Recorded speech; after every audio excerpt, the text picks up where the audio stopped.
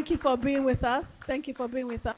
There are many other important people who will be coming into the room. I'll be acknowledging them, as well as representatives from our sponsor organizations. So during every break, I will acknowledge the different sponsors as well. A few housekeeping rules to make sure that today goes smoothly and that we get the best value for the time investment that we're making. You honestly could work from home today, but you're here, so we need to make sure that the time is well spent. First and foremost, I would appreciate if all phones are put on silent. This is exactly why I make this announcement. Please put your phones on silent so we don't distract from the conversations. When the special guest and the keynote are speaking, the last thing they want to hear is a ringtone. Please also put your alarms off. I know some of us have alarms at 10 o'clock to remind us to drink tea, 11 o'clock to say a quick prayer, 12 o'clock to call our children's schools. Please put all your alarms off to make sure that we don't distract from the conversation. Thank you. Two more things. The bathrooms are on the first floor. So if you need to use the bathroom, please make your way out quietly down to the first floor. The ushers and the security personnel will be willing to direct you to the first floor. You can take the stairs or the lift to get to the bathrooms. And secondly, if in the unlikely event of a fire, the exits are not towards the stairs, but behind me. So there's a fire exit to my left and to my right. I clearly was on a plane this morning, so I'm still in that mode. There's an exit to my left and to my right. So if in the unlikely event of a fire, please go this way, not towards the stairs. We have a brochure that has all the information that you need about today. The program is right on the first page. It's on page 1. If you want to have more information about ACT and the different events and activities, it's also in the brochure. If you want to get to know the speakers, the keynote speaker, the special guest of honor, the panelist and the moderator, and you want to just get to know them a little bit more, their profiles are also in the brochure. And of course, we have a few thought pieces and articles in the brochure as well to keep you engaged today and beyond.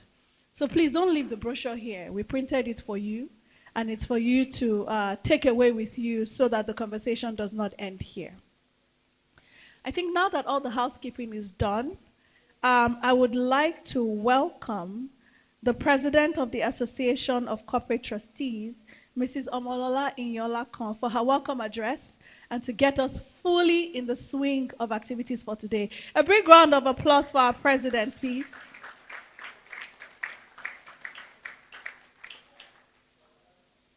Thank you.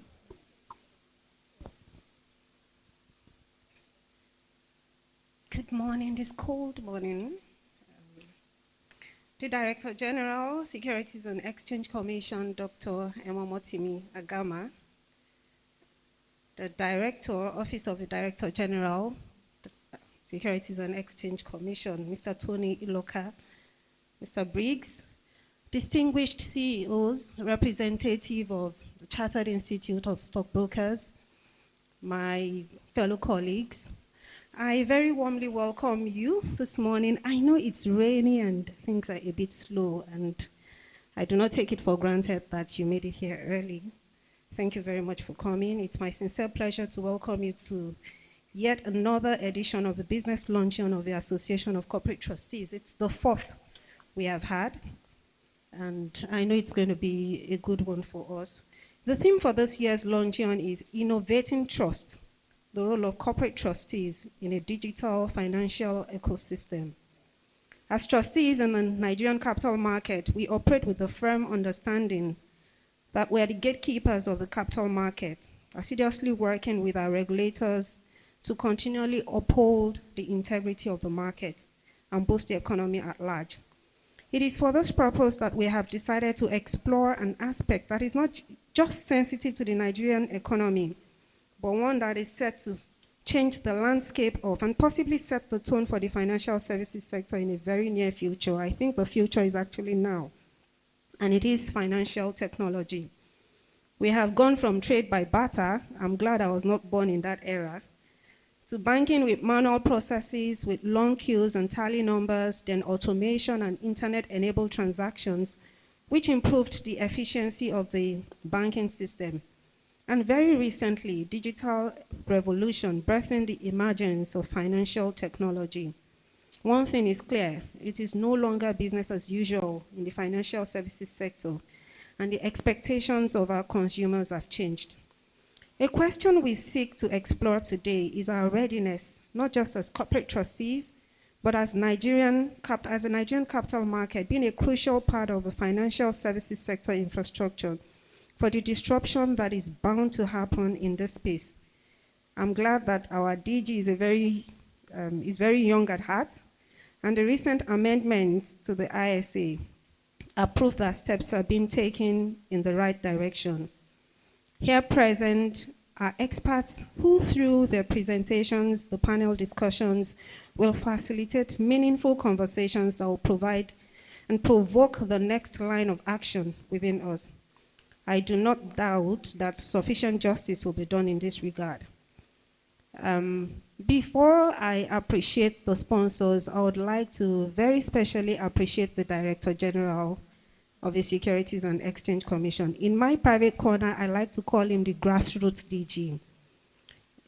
I coined the name, so I will patent it, because he's a regulator that is in touch with his constituency, and that is the capital market. He has a personal touch with all the capital market operators, and I particularly would like to appreciate the leadership of the Securities and Exchange Commission, because I know that the past few days and the subsequent days have been and will be very busy, and he took time out to come on the first flight to Lagos this morning. We don't take this lightly. Thank you very much, sir. Thank you very much, Mr. Tony Iloka. Thank you, Mr. Briggs. We very sincerely appreciate you. And thank you to our sponsors of the various categories. We wouldn't have this if you did not support. And you know how I would end it. We will come again. And God will continue to uphold you so that you'll continue to support us. And lastly, I would like to appreciate the planning committee, ably headed by Mr. Taiwo Oguntimehin, CEO, plethora trustees, and every member of the committee. Thank you for all the work, the dedication. Thank you for the sacrifice. I would encourage us all to enjoy ourselves as the day continues. I trust it will be a good use of our time. Thank you.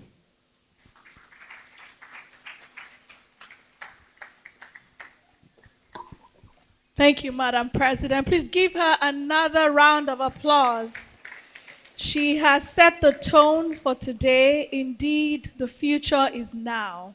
And it is important that as corporate trustees, you begin to figure out what your role will be, not just in responding to the changes that are happening in the financial ecosystem, but shaping and co-creating that future that we're speaking about. I was doing some research and looking at the growth in the different payment channels over the last 6 years.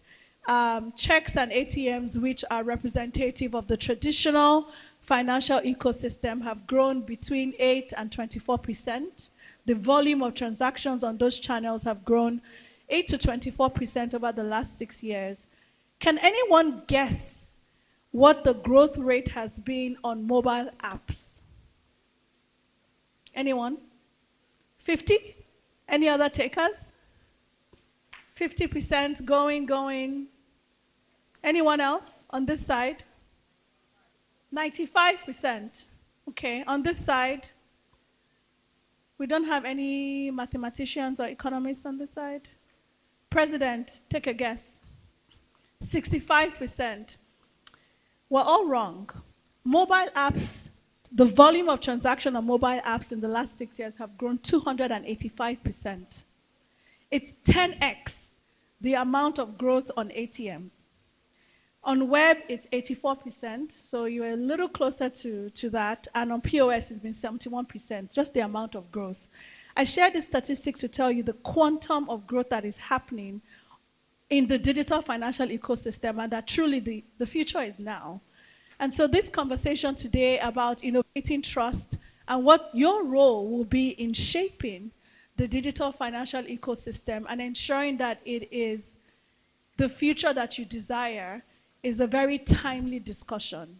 And I hope that you engage today, listen, but also feel free to share your ideas. We're going to have an open dialogue at some point because everyone here, as the president said, is an expert and a practitioner in the space, and we'll be glad to get your contributions.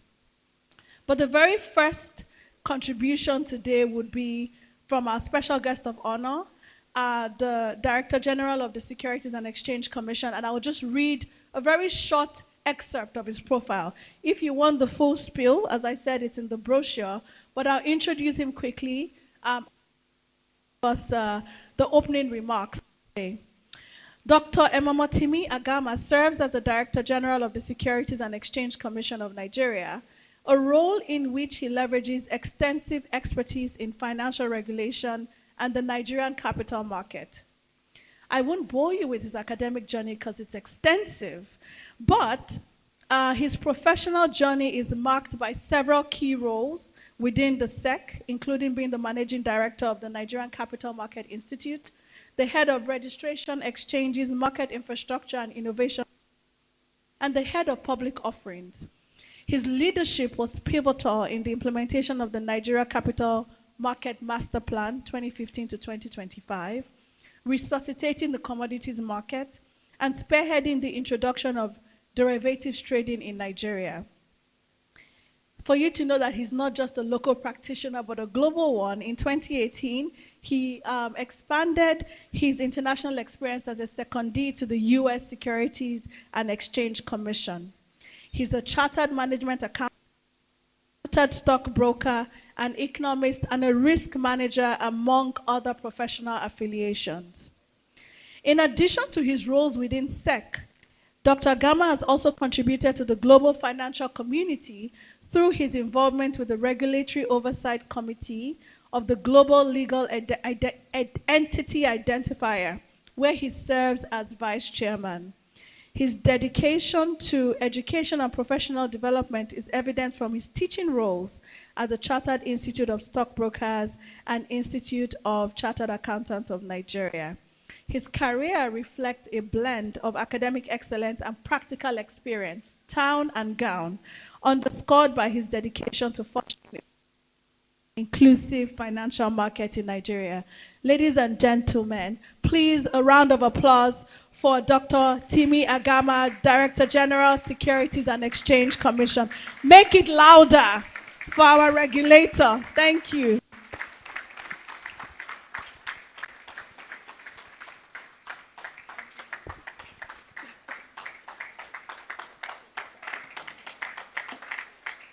Let's sit down. Let's sit down. Well, I guess she was talking about somebody else. So sometimes you ask yourself if all of this ovation is necessary. Yeah, but life for what it is, could mean different things to different people.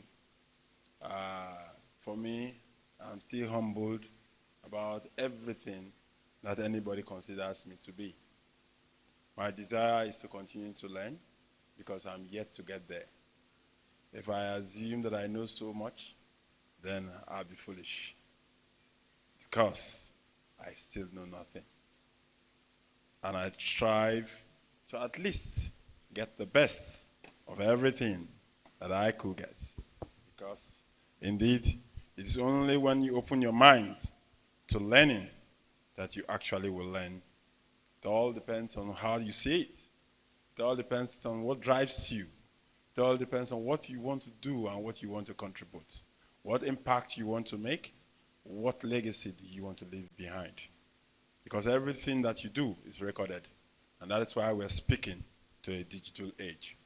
So, for me, it's no wonder that the trustees have decided to join the train of digitized people. And I see my friend, Dr. Chief Jacobs, sir, the FinTech NGR, sitting right there to at least give support and of course, socialize people around what the future really is. I'm excited to be part of the future, even as at now. I may appear so young, but I think I'm getting old. Well, it's okay.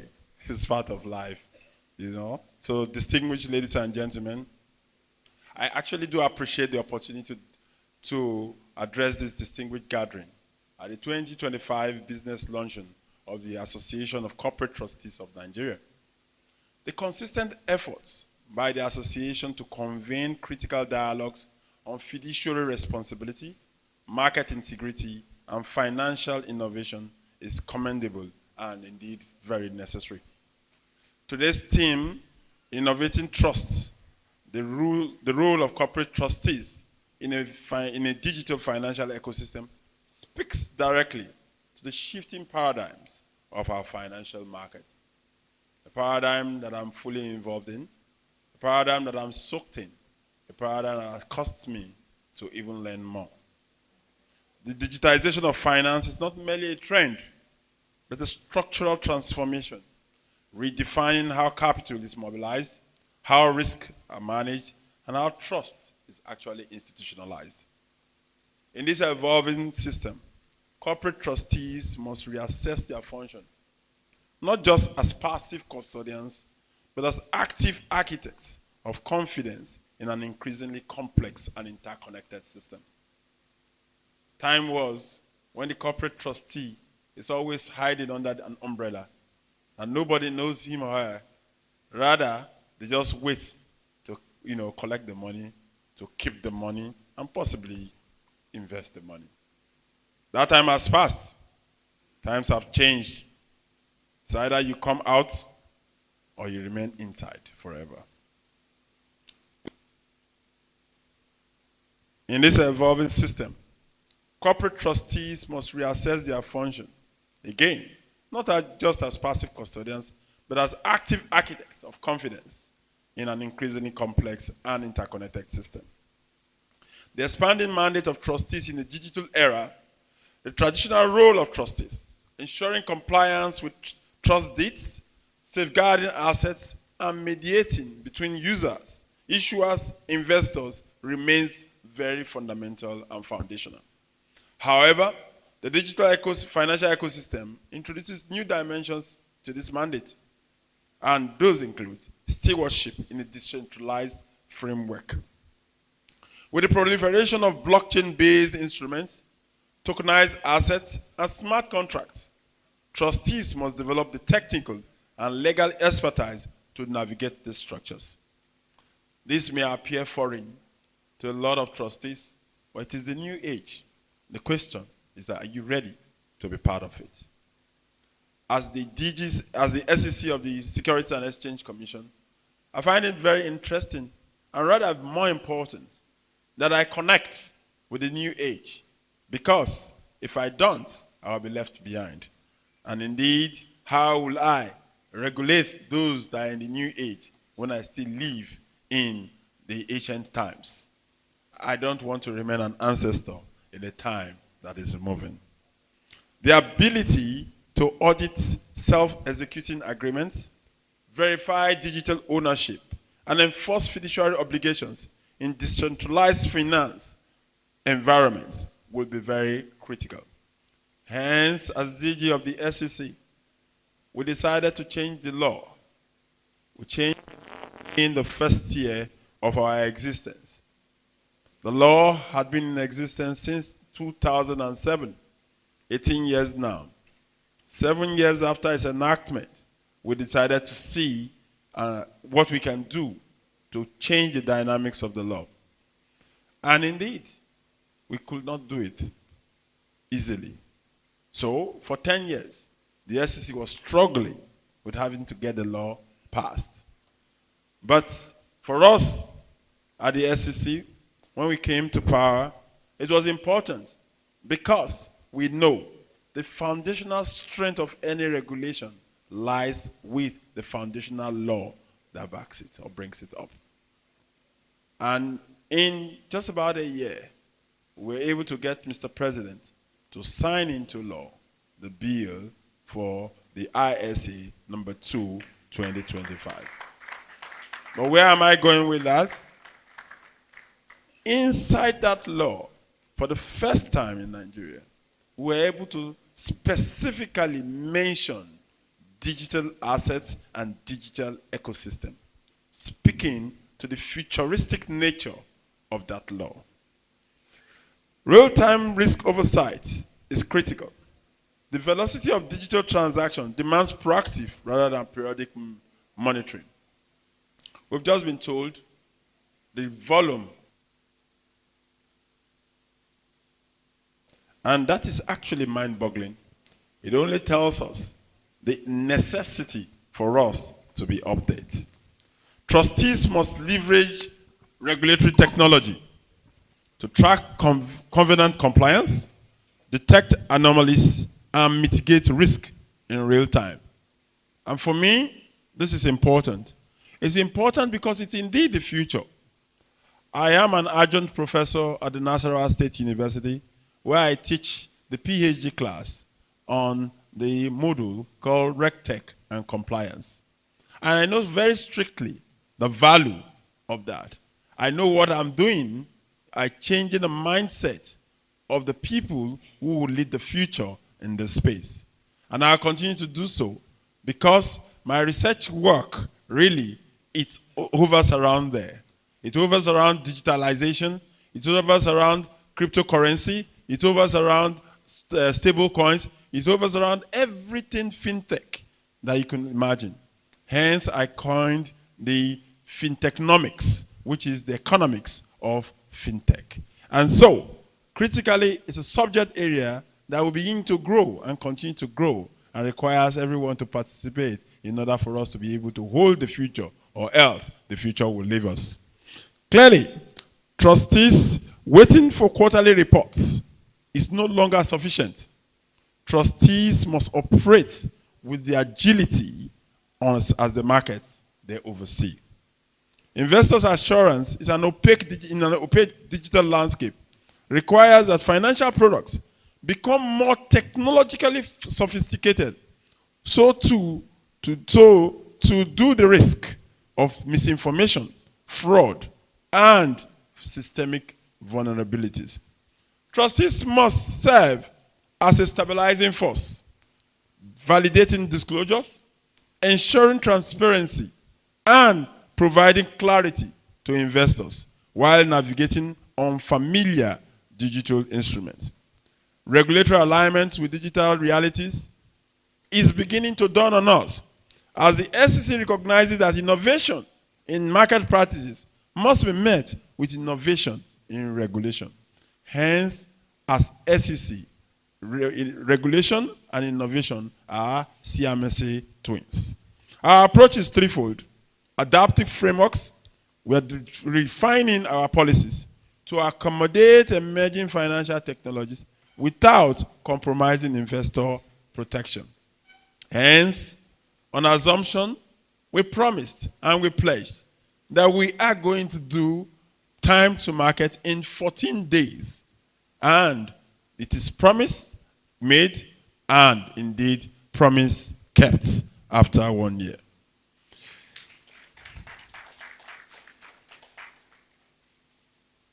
This includes guidelines for digital asset custody, cybersecurity protocols for trustees, and standards for algorithmic accountability, leading to collaborative governance.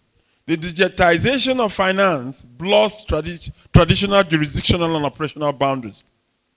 We are engaging with fintech stakeholders, global standard setters, and domestic regulators to ensure cohesive oversight that keeps pace with market revolution and evolution. It's important to note that for us, capacity reinforcement is a no-brainer. The SEC is committed to strengthening the technical competencies of market intermediaries, including trustees. We encourage the association to prioritize specialized training in digital finance, cyber risk management, and data governance to ensure its members remain in the forefront of market integrity. It is important that the corporate trustees must not see themselves as shadows of the market. They must see themselves as participants in the market. The Association of Corporate Trustees must take a more assertive role in shaping the future of Nigeria's capital markets. This means advocating for policies that balance innovation with stability, championing standardization in digital trust administration, and elevating ethical benchmarks to preserve confidence in an era of rapid technological change. The digitization of finance is inevitable, but the preservation of trust is not. It requires deliberate, strategic action, and trustees must be at the center of this effort. I, however, commend the association for its leadership and reaffirm the Commission's commitment to fostering a market that is resilient, inclusive, and forward-looking. The success of this digital transition hinges on the strength of its intermediaries, and corporate trustees will be indispensable in ensuring that innovation translates into enduring value for investors and the economy at large. It is indeed my pleasure to be here, and I will gladly say that with the leadership of the association, the future is still yet pregnant. But in delivery, we must make sure that we have quadruplets. Thank you.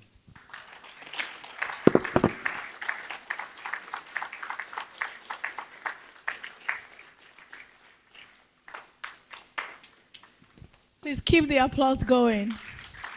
I want a quadrupletic applause for our DG. Thank you very much, sir.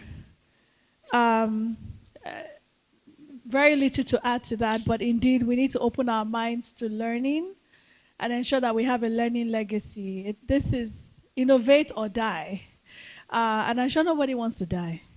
So this innovation that we speak about is crucial, otherwise we'll be left behind. And I absolutely love what the DG said about not being a shadow in the market, but an active participant and shaper of this market. I'm glad that the association already invests in capability building for its members through the various quarterly sessions. And I think the curriculum for this year has been set by the DG, FinTechnomics. Your next event has to be a FinTechnomics event, as well as thinking about the digital infrastructure that is required to play actively and shape the market. Thank you again, DG. We appreciate your presence and your contribution to shaping the beginning of this discourse today. A round of applause for DG, please. Thank you. Are you ready? Is a question that DG asked. And I want to ask you, are you ready for the future? You don't sound ready. Are you ready? All right. We're going further on this journey. And I didn't know all the titles that our keynote speaker had, but DG has told us. Dr. Chief Sir, in that order, is Dr. Chief Sir Jacobs is our keynote speaker today. And I'll just do a quick intro. DG, I know you were asking, why do we say these things? Not everybody has read the brochure, so I need to refresh their minds of who is going to speak to them so that the credibility of the speaker is not in doubt as they share their expertise and knowledge. Dr. Chief Sir Jacobs is a fintech executive and business leader with a strong drive for platform orchestration, nurturing startups, driving innovation, partnerships, and financial inclusion. He is currently the chief executive of Zest, formerly Stanbic IBTC Financial Services Limited, the wholly owned fintech subsidiary of Stanbic IBTC Holdings PLC. He is the president and chairman of the Governing Council for Fintech Association of Nigeria, the VP Western Africa for the Africa Fintech Network, past chairman of the Committee of E-Business Industry Heads of Nigeria, and currently a member of the Advisory Council of the Committee of E-Business Industry Heads of Nigeria. He's also a member of the Governing Council of the Chartered Institute of Bankers of Nigeria and sits on the Fintech and Innovation and Capacity Building Committees of the Council. Prior to joining Stanbic IBTC, Stanley was the head of financial institutions at MasterCard International. He served at EcoBank as the group head of consumer payments, supporting 33 countries across Africa, and at Standard Chartered Bank, where he was the head of digital bank, supporting retail markets across Africa.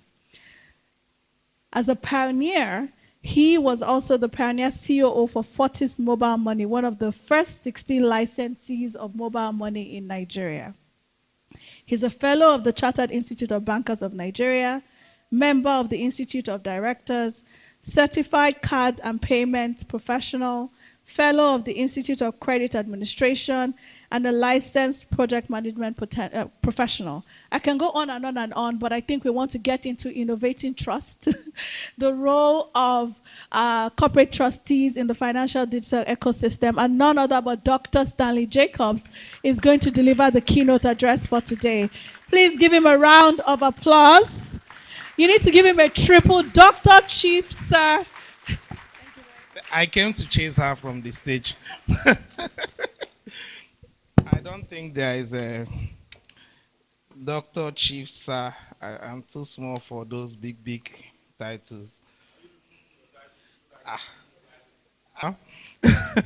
Good morning, everyone. I'm super glad to be here this morning.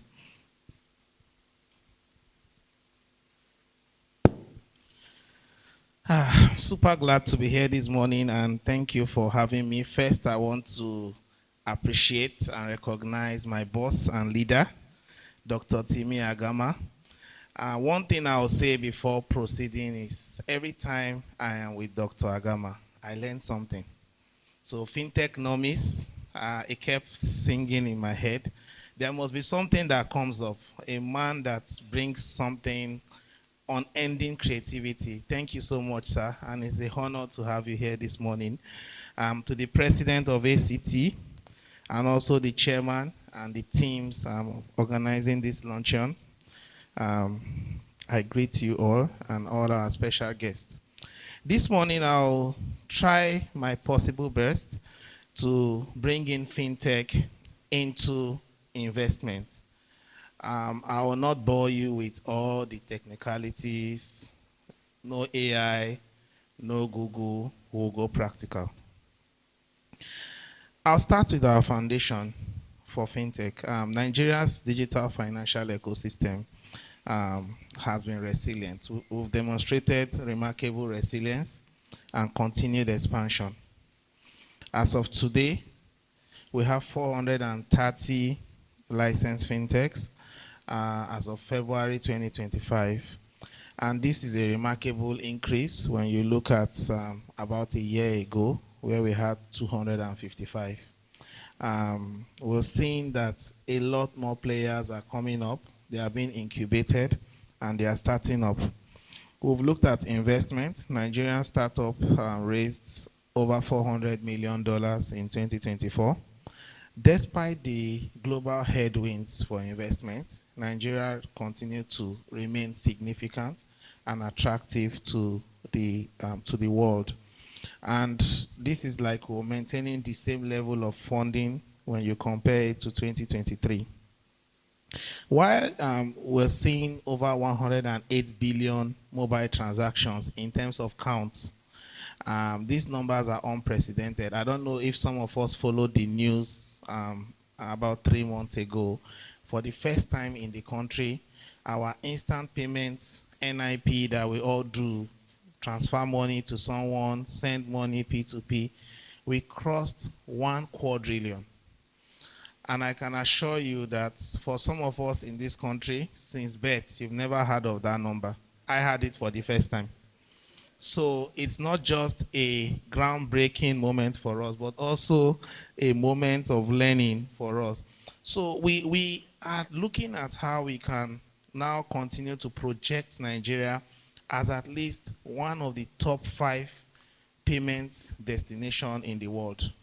We think that our stories in payments, in fintech, is grossly undertold, and the responsibility is on us, stakeholders, and everyone here to tell it in one way or the other. When you look at the key sector development, 28% of all fintech companies in Africa, they are doing their business here in Nigeria. We've seen over 47% of transactions from payments across Africa here in Nigeria. And we've also seen enhanced regulatory framework, most recent being the Investment and Securities Act 2025, for which we are eternally grateful to the DG for. These successes did not come without challenges, right? So we have our own challenges. Digital fraud, and that's where I want us to speak to one another, because today, when fraud started, fraud always follows the money. So there was a time when fraud used to be about cloning of checks. Then fraud moved to cards. And now you have a lot of fraud from transfers and all whatnot. For all the trustees that are present here, as we go into this next wave, with the great things that are happening with the Investment and Security Act, you're going to have a lot more tech companies in this space.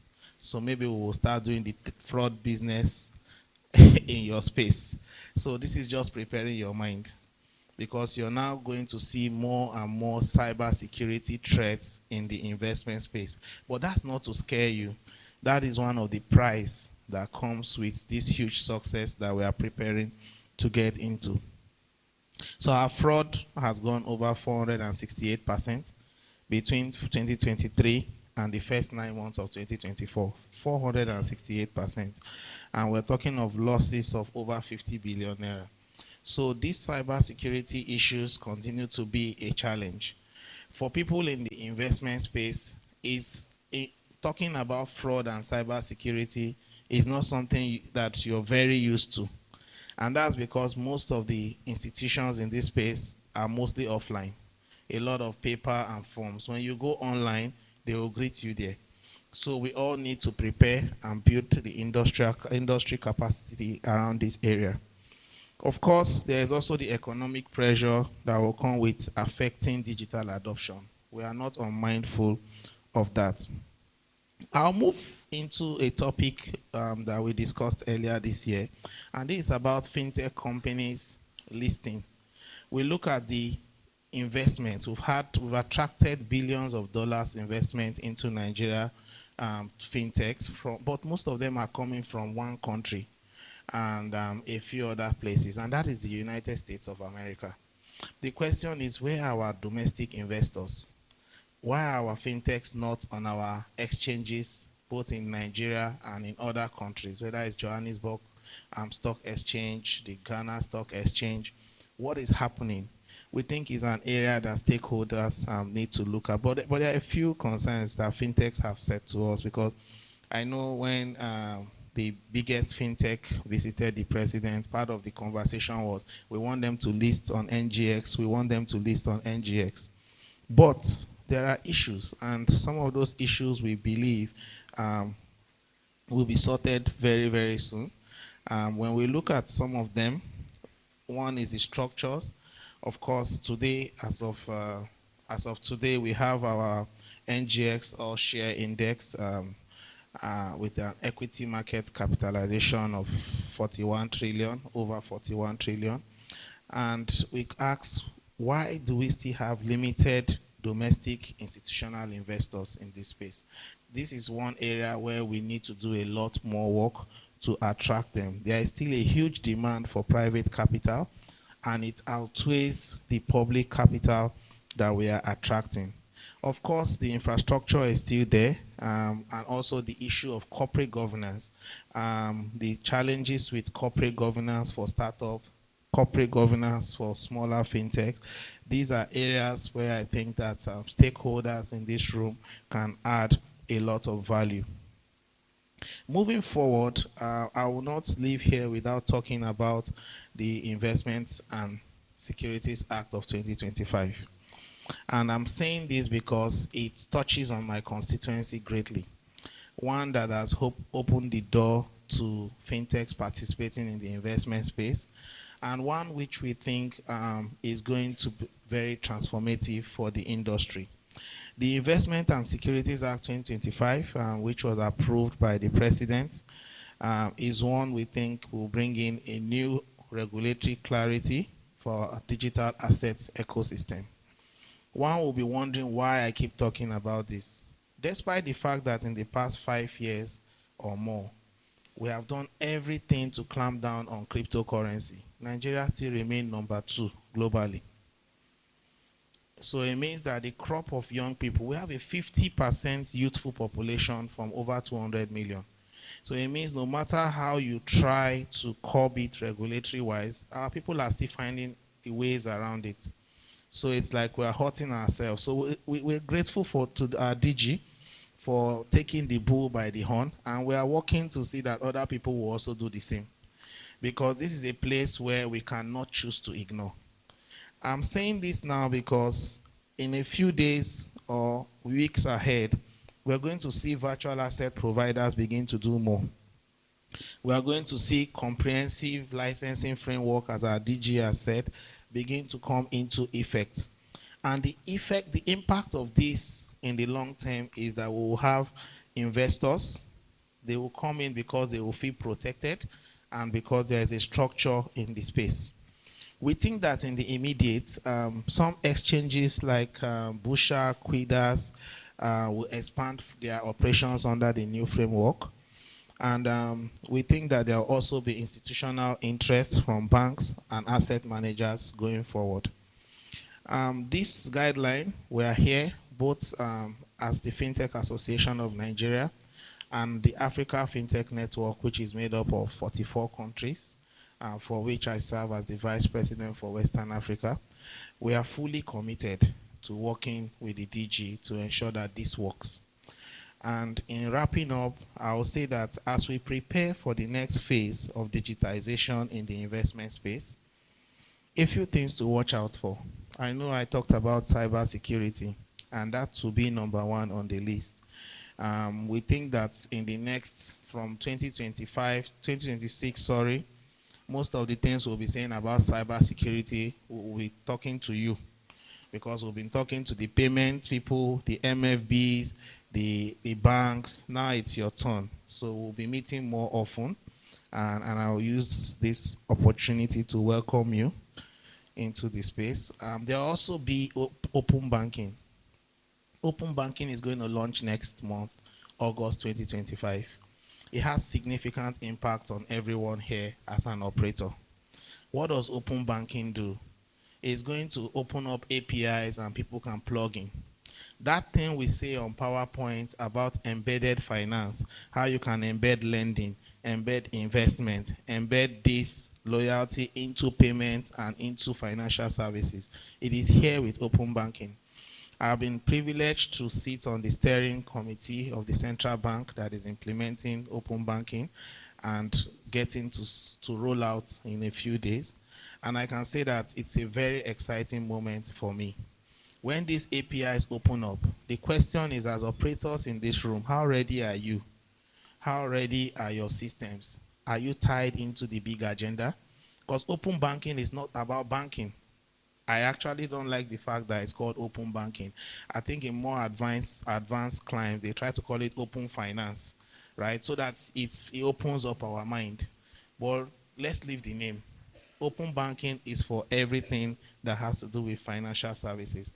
So as we go back today, we will reflect. Are our systems ready? Are we ready? If we are not ready, we'll be left behind. And that will pose significance. You will see that when open banking comes up, even other investment companies outside Nigeria will easily be able to connect, and it becomes more accessible.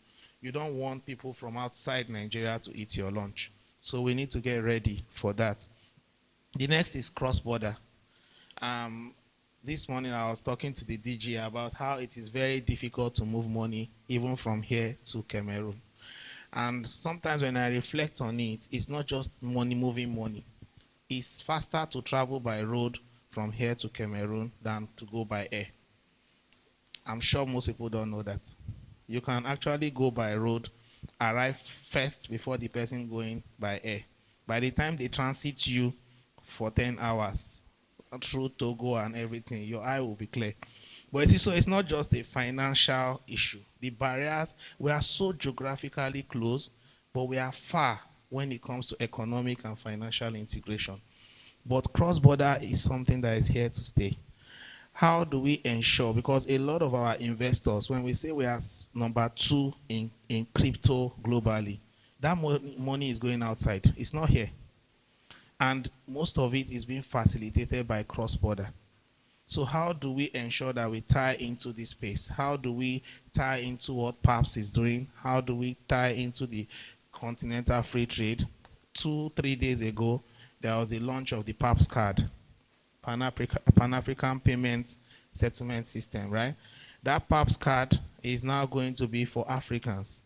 How would this impact people paying across the border, and how will it impact investments? This is another part for us to think about. And 2 more points. One is the central bank digital currency and stable coin. I know we took a shot at Inera sometimes a few years ago, and I know from the faces here, most people didn't believe in it when it came, and we admit that there would have been issues with the rollout, but it's coming back in a full force, and this time with some elements of stable coin probably being infused into it. And I'm hoping that it will tie and feed off what we have with ISA. So we need to look at central bank digital currency, in-era if it comes in, stable coin, and cryptocurrency eventually. How does this whole transition and transmutation in the form of money, how does it affect investment, and how does it affect payment in general? These are areas we should not take our eyes off. And lastly, before I leave the stage so they don't chase me out of here. So it's AI, artificial intelligence. Artificial intelligence is not about payment, but it speaks to every aspect of our life today. How do we drive the overall application of artificial intelligence? And I'll start by asking a simple question. How easy is it for an average Nigerian to assess an investment product? If you cannot answer that question, then there is a problem, right? We've now been able to see that people can, from their mobile phone, on board, get an account and start transacting. Can we say the same for investment? Can we say the same for insurance, right? The answer is no from where we sit today. So we need to look at how we can adopt AI and all the auxiliary solutioning around it to drive customer experience. We need to get people onboarded easily. We need to get people being able to invest. And when people invest, we also need to make it easy for them to withdraw or get their money when they need to, so that we don't digitize one leg. We have to ensure that this thing is full in terms of customer experience, because that is the only way that we can build trust in the ecosystem. On this note, ladies and gentlemen, I want to thank you very much as we continue the journey for the Nigeria digitization work streams. We are super proud and excited that a lot of people are now coming on board, especially our practitioners, our board members, and our directors. And I want to also thank you, and I wish you a fruitful deliberation today.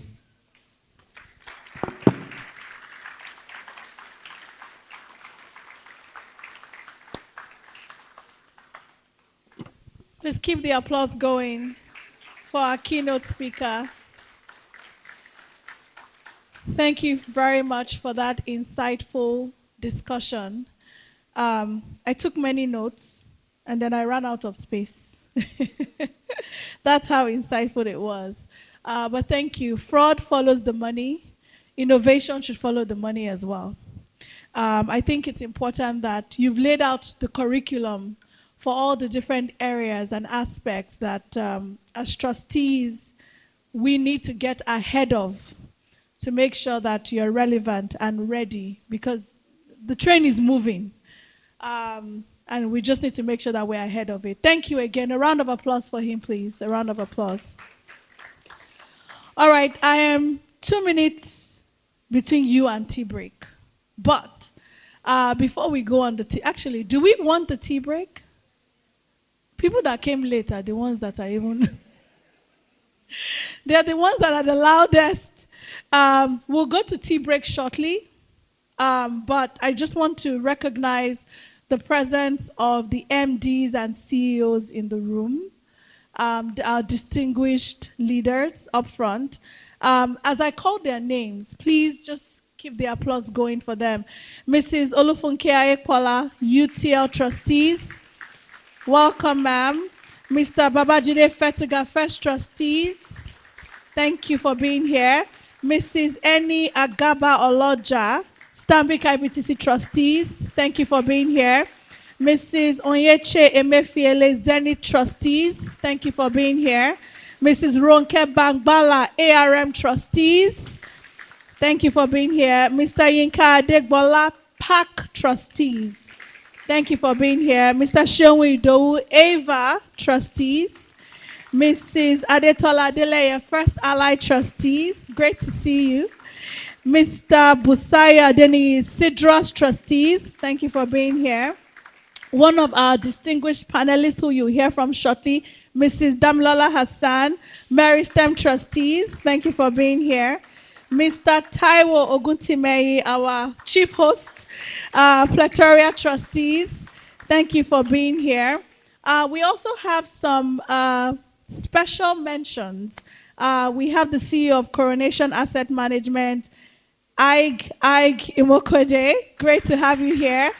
Welcome. Thank you for being an ally indeed and joining us today. Okay. We're going for tea break. As I said, our tea break would be, it was supposed to be 20 minutes. It will now be 15 minutes, just so we can get through the program. If you're not interested, that's great. Use the time to network and meet people. But the tea break will happen just behind the barricade where the seats are. The waiters are ready to usher you. So if we can all just take this quick break, there'll be light music. Please network. Don't stuff your mouth too much. Make sure you're talking to people and making connections. And at exactly 11:40, we'll reconvene and start with our powerful panel discussion. Bon appetit, ladies and gentlemen. Enjoy your tea break. Clap for me now. I gave you tea break.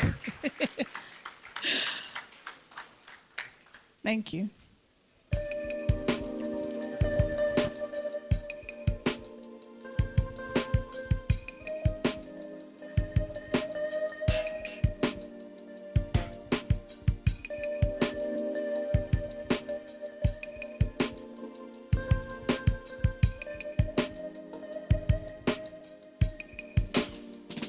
Ruling the way down. Now breathe your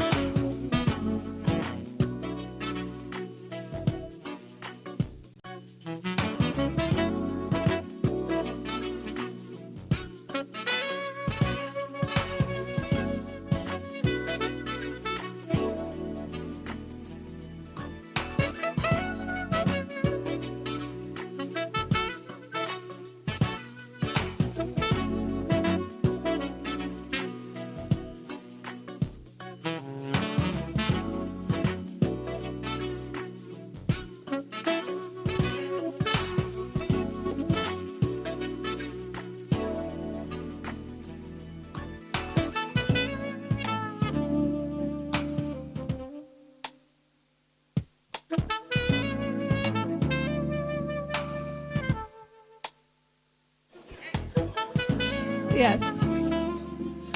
While the rest of the audience is still enjoying the extended tea break, can we have the excos for the association please come to stage to take photographs with the DG? The CEOs in the room as well, the CEOs of the trustees, please join us on stage for a photo before the DG leaves. Excos of the association and CEOs present, please join us upstage for photographs with the DG.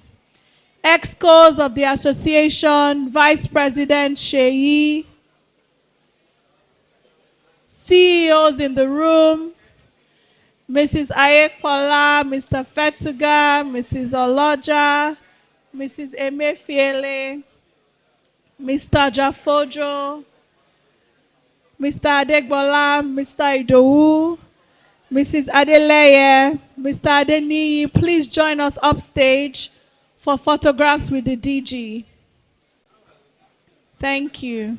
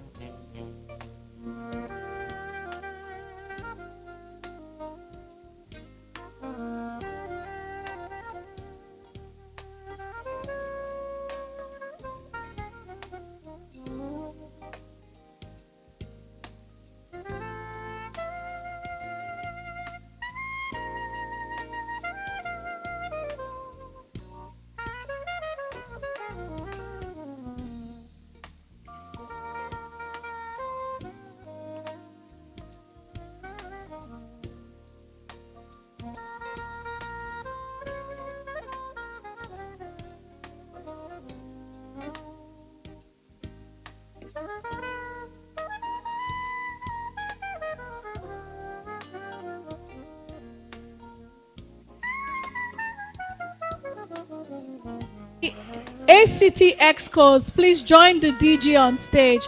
Thank you, CEOs and MDs. Thank you very much. ACT Excos, Financial Secretary, Vice President, PRO, please join the DG on stage. And for the rest of the group, in 5 minutes, we'll be reconvening back in the hall. So please start wrapping up your tea break. Thank you.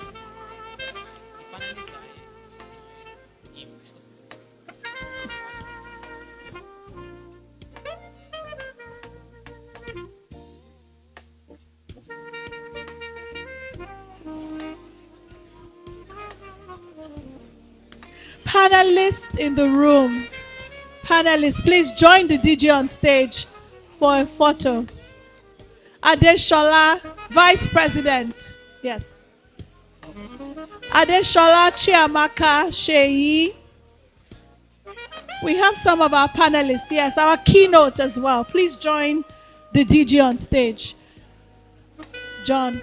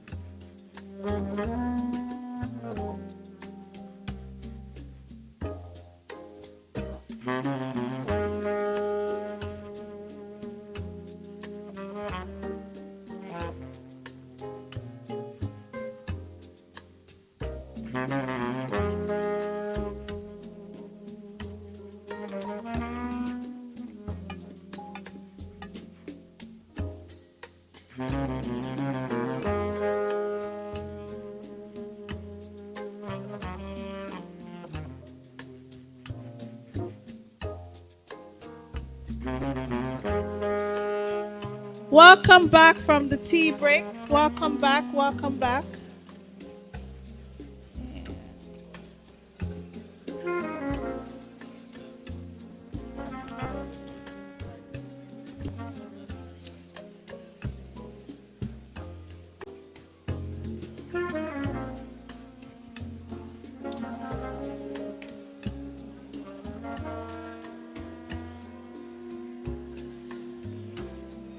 Please, can we all get seated? Thank you. Can we all get seated?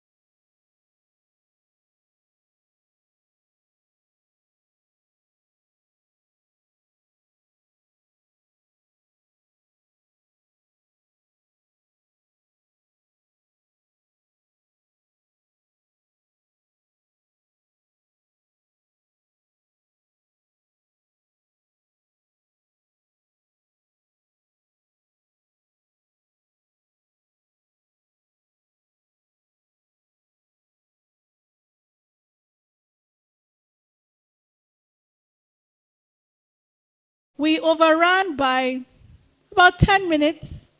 Not the worst thing that could happen, but we'll need to make sure we accelerate through the rest because I'm sure we all have to get back to work and continue the business of gatekeeping the capital markets.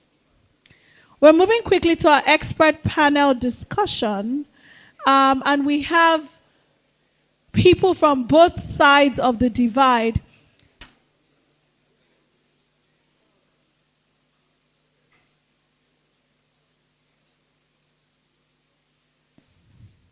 Thank you.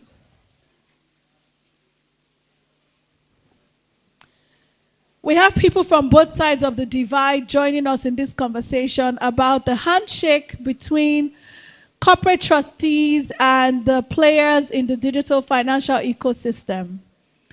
Our moderator for today is Babatunde Adewolu, who is the head of corporate trusts at First Trustees Limited and also doubles as the general secretary for the Association of Corporate Trustees. Babatunde is the head corporate trust.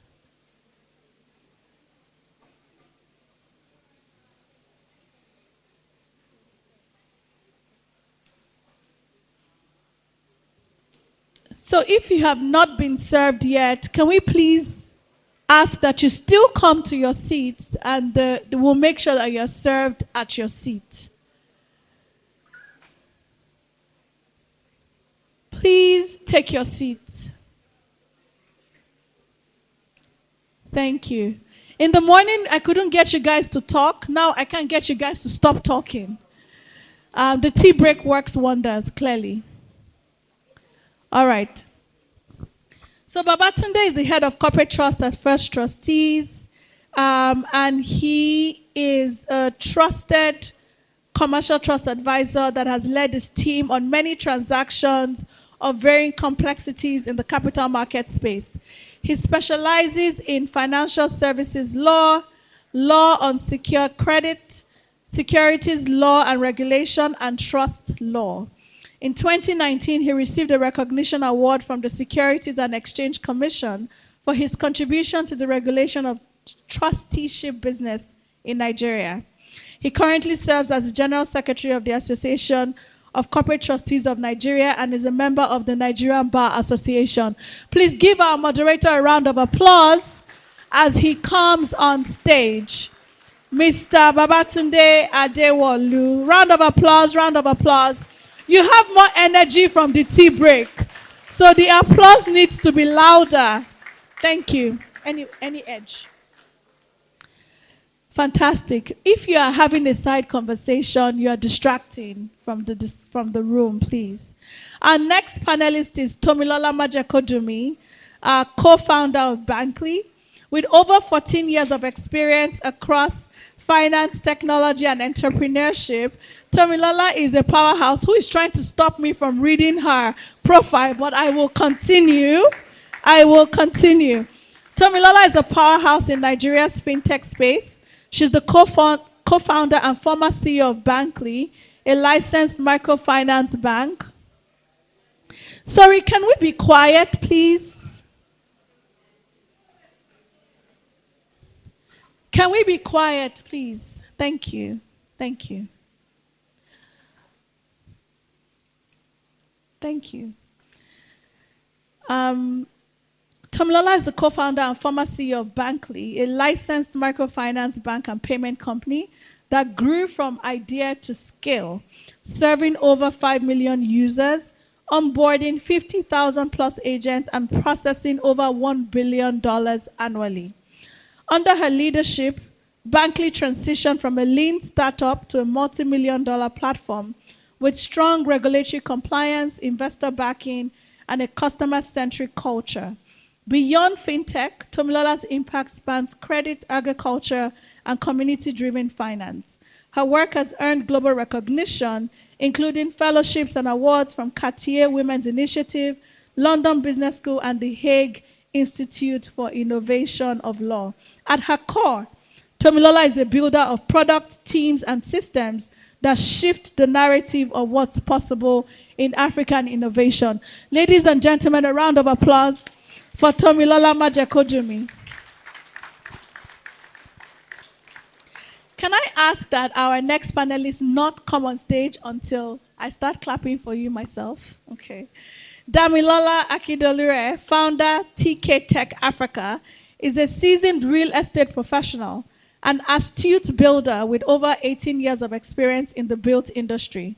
He's a blockchain technology expert and founder of a firm that is responsible for providing blockchain technology support to several exchanges across the Africa continent, including the NAST, FMDQ, LCFE, amongst others. Mr. Akindolure has been involved in several funding rounds, including the $550 million Banjul Barra Bridge project, where he served as a project coordinator, $4 million debt refinancing facility, and the $4 billion project development under Shelter Afrique. He's a member of the Chartered Institute of Builders UK and the Australian Institute of Builders. Ladies and gentlemen, a round of applause for Damola Akindolure. Thank you. Welcome. Oh, my God. Indeed.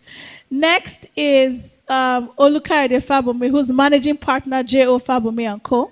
He's a seasoned legal practitioner and business strategist with extensive expertise in international transactions, public-private partnerships, commercial law, and conflict management. As managing partner of J.O. Fabumi & Co., is enough? It's not enough. Oh. He was the founding chairman of the Nigerian chapter of the International Project Finance Association and has played a pivotal role in structuring major infrastructure and development projects across Nigeria. More importantly, he served as the lead counsel for the federal government in drafting the second edition of the Nigeria's public-private partnership policy. So he knows exactly what he's saying. He's adept at crafting legal frameworks, and his professional journey is marked by his integrity, expertise, and unwavering commitment to facilitating economic growth through innovative legal and dispute resolution solutions. A round of applause for Mr. Olukayode Fabumi. Thank you. Thank you. Last but not least, we have Mrs. Damilola Hassan, who's the Managing Director of Meristem Trustees Limited. Damilola is a financial planner with about 19 years of experience in the financial services sector, where she has expertise in investment advisory, wealth management, and estate planning, and has handheld individuals, families, and corporates on their journeys towards achieving said financial objectives. She is an authorized dealing clerk of the Nigeria Exchange Limited, NGX, a fellow of the Chartered Institute of Stockbrokers of Nigeria, and the president of the Association of Corporate and Individual Investment Advisors. Damilola is a balanced family finance coach and trained counselor and an associate practitioner of family systems engineering in West Africa. She was featured in the Business Day Leading Women series and is listed as one of the 50 inspiring women leaders in Nigeria. A round of applause for Mrs. Damilola Hassan. All right. And last but not the least, we also have our Dr. Chief Sir keynote speaker, Stanley Jacobs, who will also be joining the panel and sharing his perspectives. A round of applause for him, please. All right, thank you. Before we get into the panel, I just want to recognize two other leaders who have joined us in the room. We have Ada Ijara from Emerging Africa Asset Management. Thank you for being here, and thank you for being an ally. And we also have Mr. Adeyinka Jafojo, MD of Custodian Trustees, who's also with us here. A round of applause for him. Mr. Moderator, over to you, sir. We have extra mics for.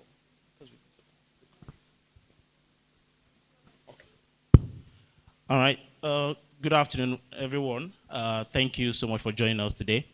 We are elated to have our very respected panel here. We thank you, our panelists, for joining us today. We'll just wait one moment because I think when the questions come, we'll need a microphone somewhere in the middle there so that we don't pass the mic all the way down. Can we have one or two mics? Thank you.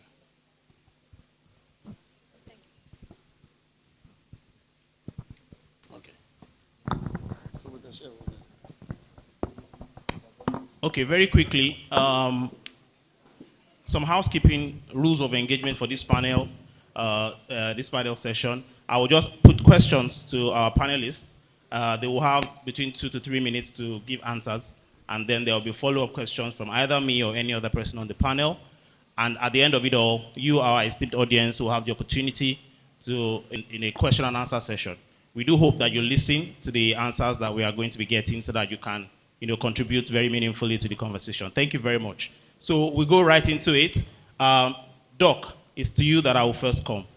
It's 2025. What is your assessment of Nigeria's digital financial ecosystem as of 2025? Where are we? Thank you very much. I think, like I said during the keynotes, our story, we haven't told enough of it. A lot has happened. When we started off about 20 years ago, that was when we had about year 2000, I think, when we had NIPS set up. And it was more around how do we bring the industry under one interbank settlement system. Then we moved from that into what we called the mobile money around 2009 and 2010. 2012, we went into cashless policy. So, and the interesting thing about all these things is whenever we go into an era, there is always a lot of noise. So we catch these things. So for those who have been through the seasons, and until a decade ago, we got into the fintech space. So I don't think 20 years ago anyone would say fintech, right? So the whole thing is transforming. But beyond that, I think what we've seen is the growth. The growth in our payment space is simply amazing. Even though we still have about 64% financial inclusion, which we think that is not just because of payment, but also because of some underlying infrastructure issues like telco, broadband connectivity, especially in some local government areas, maybe up north and in the hinterland. We've seen an explosion in instant payments. I talked about crossing 1 quadrillion.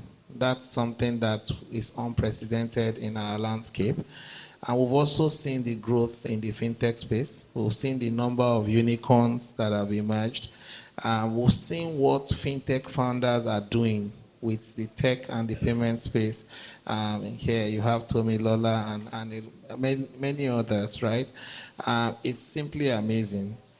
I think looking forward, we have an opportunity to leverage our mobile penetration. We have the highest mobile penetration in Africa. And somehow the conversation is tilting towards how we become the tech hub and the payment hub for Africa. That's the direction, and that's where we are going, building on the growth and successes that we have recorded. Thank you. Okay, thank you very much, Doc, for that answer. Tomilola, I'll come to you with I know you said sitting next to the moderator is really hot, but don't worry. You'll be fine. Doc has given us a potted history of where we started from year 2000, down to where we are now. We have the highest mobile penetration in Africa as we speak. But for you, what are those watershed moments, that are so memorable, very key, very important since when we started and here, the pivotal moments that we've had? Thank you for that. There were quite a couple of them, but I would just probably try to list a few. I think the first, we can't talk about the growth of the industry without talking about we in the fintech space like to look at regulators and the government as if they're always anti-us. But without the formation of the Nigerian interbank settlement system, what we see as the quality of banking system, interconnectivity, payment, and the growth of a lot of companies within that space, we wouldn't see it today. And so I'll say first is that infrastructure that it created. The second one, and one that cannot be talked about, is the formation of InterSwitch, actually. The banks coming together to start a company called InterSwitch. Because InterSwitch was the history of, which is about 2 decades ago, just like Mr. Jacobs said. InterSwitch was where the card system, the digital system started. And from what I've seen about the industry, it seems like for every foundation you create, you have created a ladder for another to layer on. Without InterSwitch, Paystack would exist. Because if we didn't get people to start accepting card and digitizing their money, how then can you build a payment gateway for people to pay? Then that led to people being able to pay for money that was already digital so then without that, you wouldn't have even a piggy vest. Because how then does money become digital? So a lot of companies layered on into that space. That's one. The second thing was the licensing regime.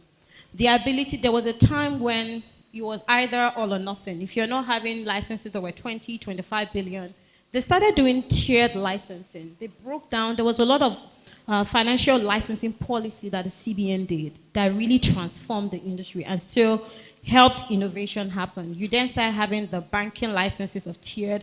That's how the likes of MoneyPoint, Kuda, OPay, everybody was able to come in, learning, testing the waters without needing 25 billion to start. I think the third thing, we can't take away the BVN and the NIN identity. Identity is a major thing for you to digitize, and so I'm going to add that. The fourth one is the acceleration of digital. We cannot take away COVID. Because Dr. Jacobs said the cashless policy started in 2012. Well, cashless adoption didn't happen until COVID happened. And I'll break it down. So 2 decades ago, or 2.5 decades ago, if a set of banks came on, you're talking about the Fugas, you're talking about all of the big banks that we have here, from GT, Zenith, Access. If you look at the date they were birthed, it was around the same season. I would like to say the water was stirring. But we in the fintech space, I knew that another set was going to come out around the time we started. And the only reason that became possible, beyond the fact that we started, and I knew that it was going to mirror the same way telecoms adoption happened in Nigeria. It was 3 phases. The first was the agent network. 2 decades ago, you have umbrella guys, the payphone places everywhere. The same thing you have when agency banking happened. So when you started discovering that and you found out, but what did COVID do? COVID forced the informal sector to accept digitization. So the behavior and the policy and the environment now came together. The policy was there over almost a decade ago, but the behavior didn't change. And that's when we had lockdown and they had a cashless policy, people were forced to accept other forms of payment beyond cash. I think, so COVID was one. And I said the last one would say that the partnership and the collaborations that started happening, where you start having traditional banks partnering with other institutions, you're having collaborations of banking coming together. So those were there were a lot of them, and I don't want to waste time, but they're important to note. Thank you. Thank you very much, Sumilola. Mrs. Hassan, I will come to you next. Assume for one moment that I am not in your industry, all right? And that many people in the room are not in your industry. So Doc has given us a potted history, of the digital, ecosystem. Sumilola has spoken about the important events that have happened that have taken us to where we are. But why are you guys trustees? Why are you interested? What do you do? And why are you interested in this aspect? Just take us through who are trustees? What do you guys do? And what is in it for you? Thank you. Thank you very much. That's a very important question. I like to answer that by saying that where 2 or 3 unrelated parties are gathered and there are assets and there are transactions to be discussed, unrelated parties, and there's a need for a neutral party who will have fiduciary responsibility, towards each of the parties, a responsibility of care, a responsibility of neutrality and accountability. There you need a trustee. So we are not God. But again, independence is the integrity of business transactions is enabled by the presence of a trustee. So coming down to corporate trustees, we as corporate trustees, we are licensed by the Securities and Exchange Commission to serve that role, just to step into the mix of transactions that bring people together, providing that care, providing that neutrality, that loyalty to the beneficiaries, such that there's trust. People can go into transactions, people can go into relationships, knowing that they have a party that has their back, that is looking out for their interests in terms of structuring of those transactions, in terms of, how their interest is protected all through, that journey. So that speaks to what we do at the corporate level. Even at the individual and family level, as trustees, we play a very important role in transgenerational wealth. Wealth is easily passed on from one generation to another, where you have a trustee that is playing that role, of standing between the patriarchs, the settlers, and the potential beneficiaries of those assets, of those wealth at a future date. So we are interested in this conversation because thanks to the Securities and Exchange Commission and the DG, digital assets have now been defined as securities. And with that definition, there comes regulation. So it means that part of the wealth that we'll be protecting, that we have a fiduciary responsibility over, digital assets will be included within those asset classes. So we can't afford to stay aloof. As trustees, we need to understand, because you can't provide care over something you don't properly understand, over something that you are not versed with the risk that you face as holders of those assets. So it's important that we play a very critical role, a proactive role. How do we position ourselves, form a part of the infrastructure, the transaction layering, and everything in between, such that indeed the way we have mastered traditional assets, real estate, fixed income, and all of those instruments, and we are able to hold them in trust and play a role, we can replicate same with the digital assets that are being formed before us. Fantastic. Thank you very much. Damola, I'll come to you with the next one. You are the blockchain man, right? Mrs. Asana just told us, trustees are interested. Like, look, without property, there's no trust, all right?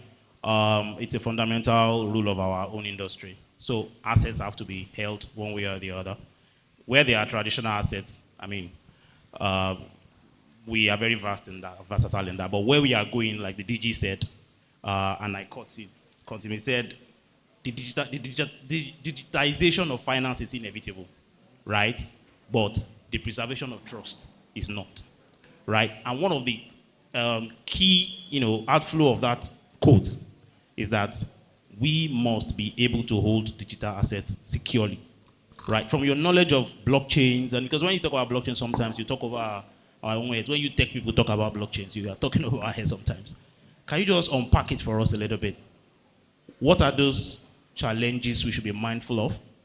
Or what are those, features, in blockchain that trustees should be mindful of in putting themselves in a situation where they are relevant in being able to hold digital assets? So can you attempt that for us? Okay, thank you very much, and it's really a pleasure to be here. Thanks to the leadership team. Blockchain is like the internet in the early, say, 70s or mid-70s.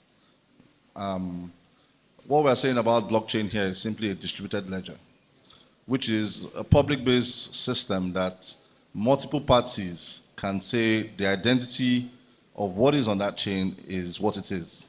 So I need to be able to have 10 people in this room say that you are the person you say you are. And once all of us agree on that, then it becomes law. That's what the blockchain is all about, So as long as all the parties agree that what is on the chain is correct, then it means that's simply what the chain says. It's correct. And from there, you can transfer that asset from one person to the other.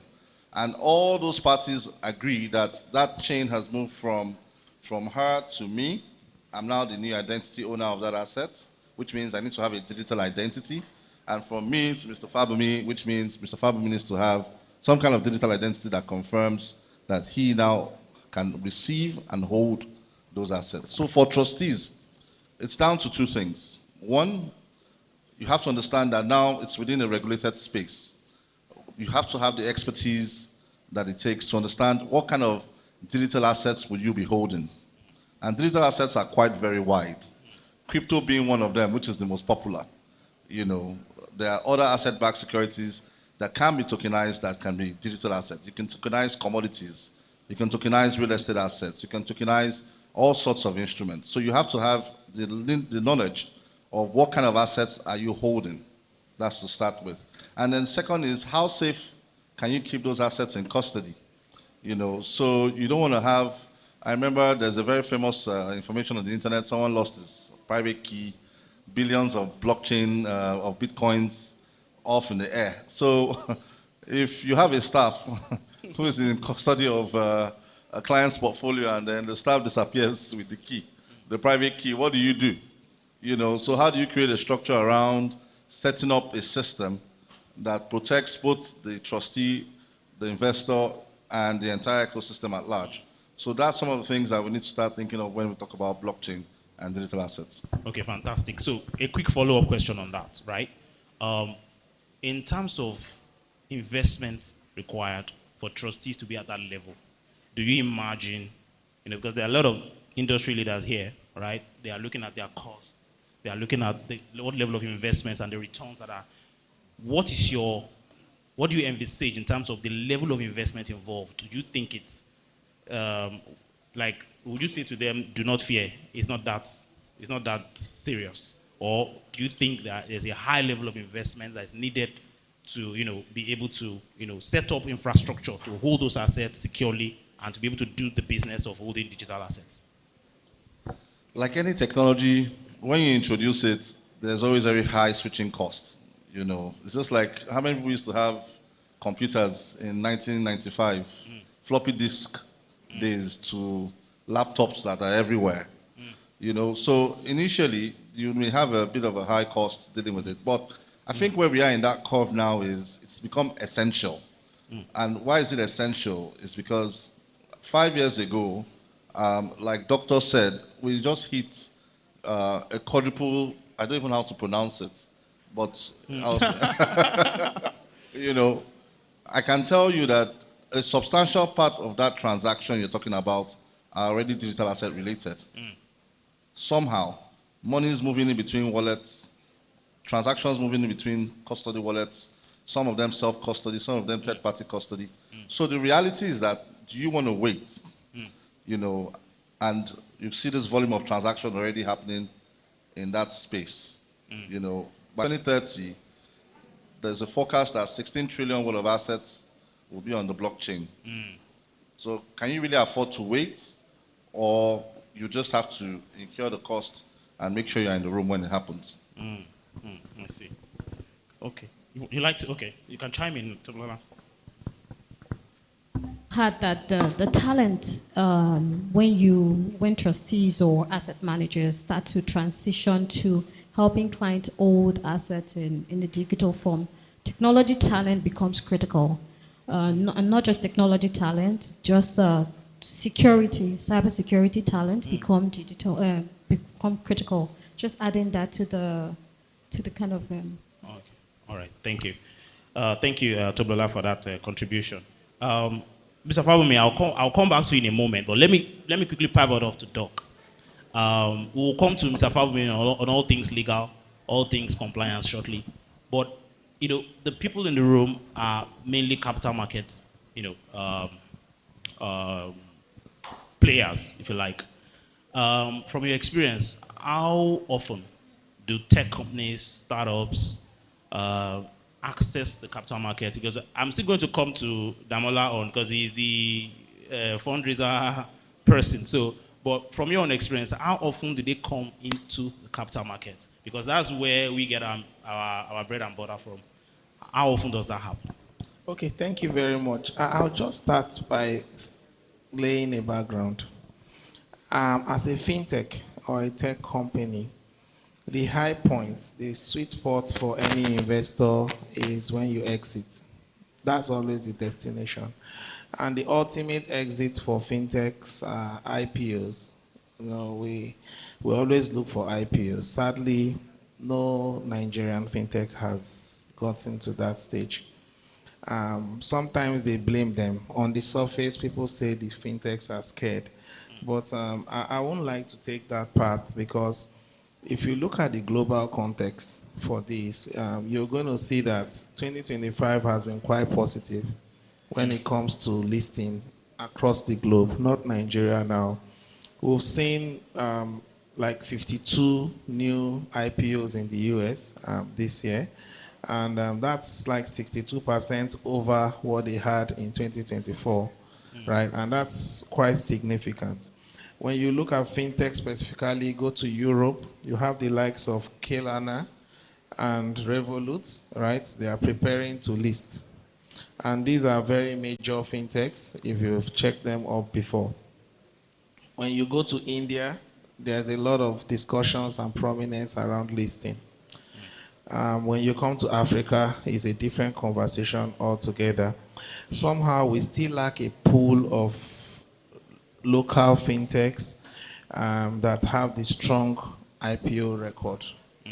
We were a bit excited earlier this year when we thought we would have one. But of course, you know how that played out. But let's look at it again from a bigger picture. Why is it so? Part of the reason is you look at the regulatory and the listing requirements. When you look at the rule book, you are the experts there. It really doesn't favor the way fintechs are today. One of the biggest capital that the fintech has is not money, it's patience capital. So if you don't have patience, don't go near fintechs, right? But you know, the listing rules we have today still makes it look like you need to operate like every other company. You need to be profitable before you can list. You know, so that's not going to happen. So it's a problem. Of also the complex governance requirements. So when we say something is a startup, some of the fintechs and startups, they are struggling to even set up a vibrant board. And most of those board members are serving there pro bono. You know, and we know what some of the companies that you guys sit as secretary, what their board directors earn. So, you know, we also need to pipe down to that level and give the fintech a niche, a space to coexist, right? So the traditional listing requirement is a setback and has impacted this. When you look at the market infrastructure, is also another thing, right? Of course, the business management experience. Some of the fintechs do not feel that they have the desired maturity to be out there.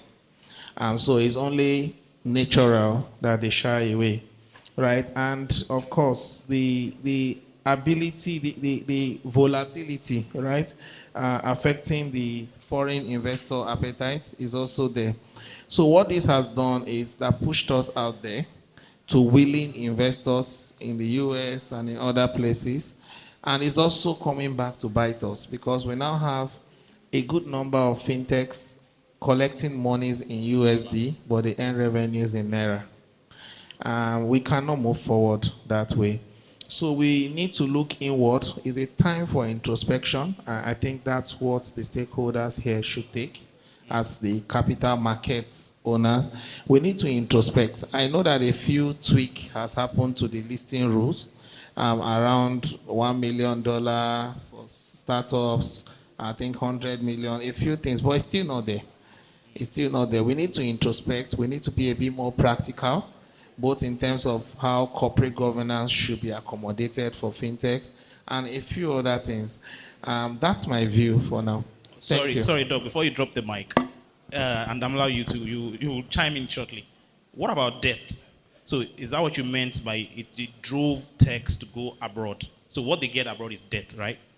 No.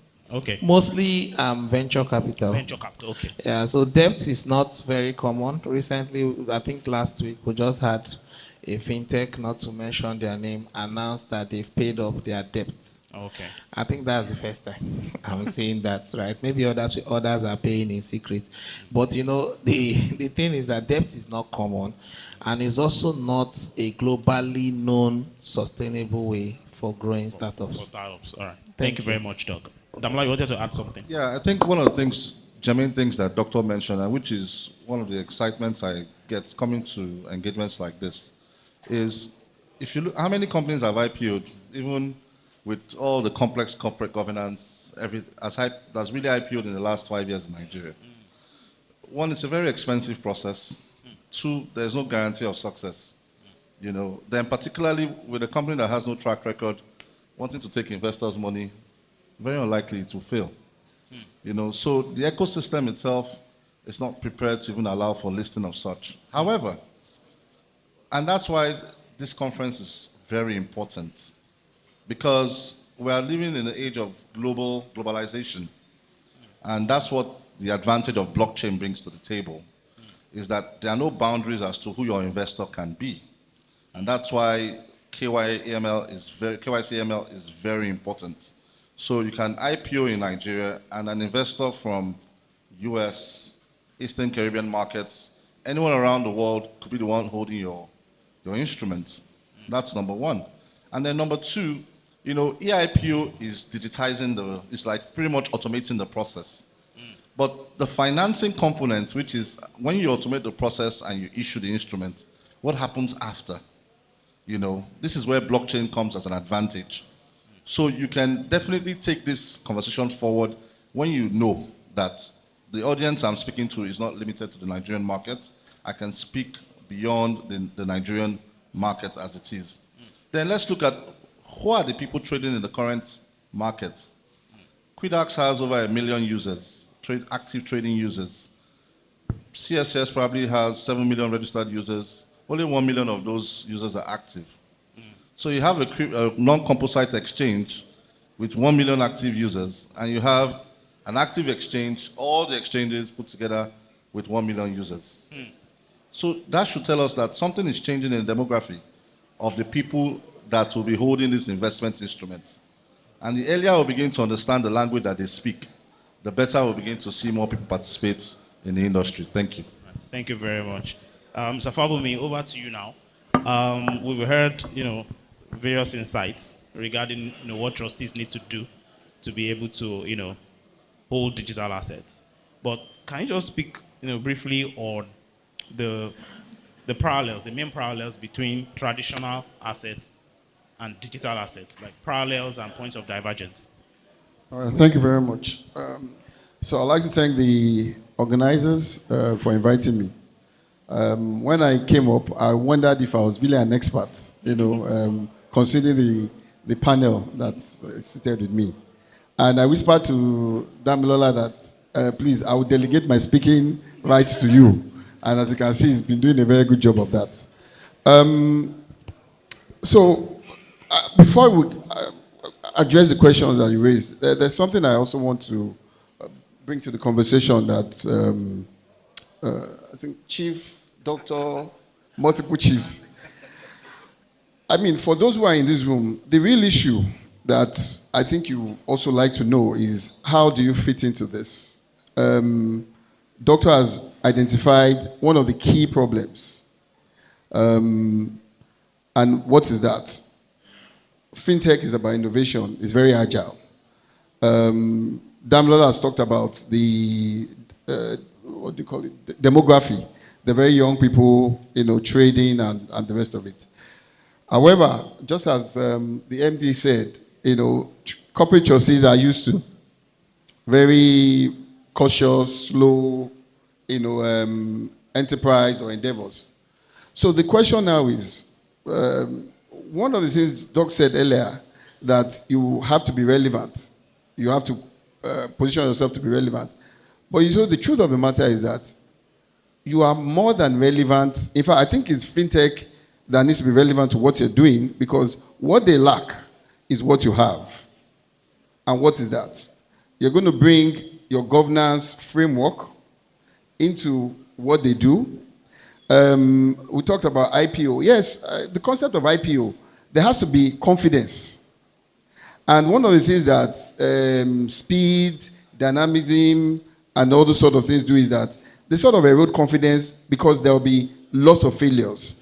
I can't remember who said it. Last year, there were 200 and something registered companies, was it? Fintechs. This year, there are now 400 and something. So that means that about 100% explosion. And if you take that on to 2026, you can imagine the number that we're going to have. So there's a big gap in terms of the governance structure that they will have. And I dare say that many of the people that run these entities, especially new ones, are people that do not really have the track record. So again, where does corporate trustees come into this? The MD talked about neutrality, independence, partiality, and all those things.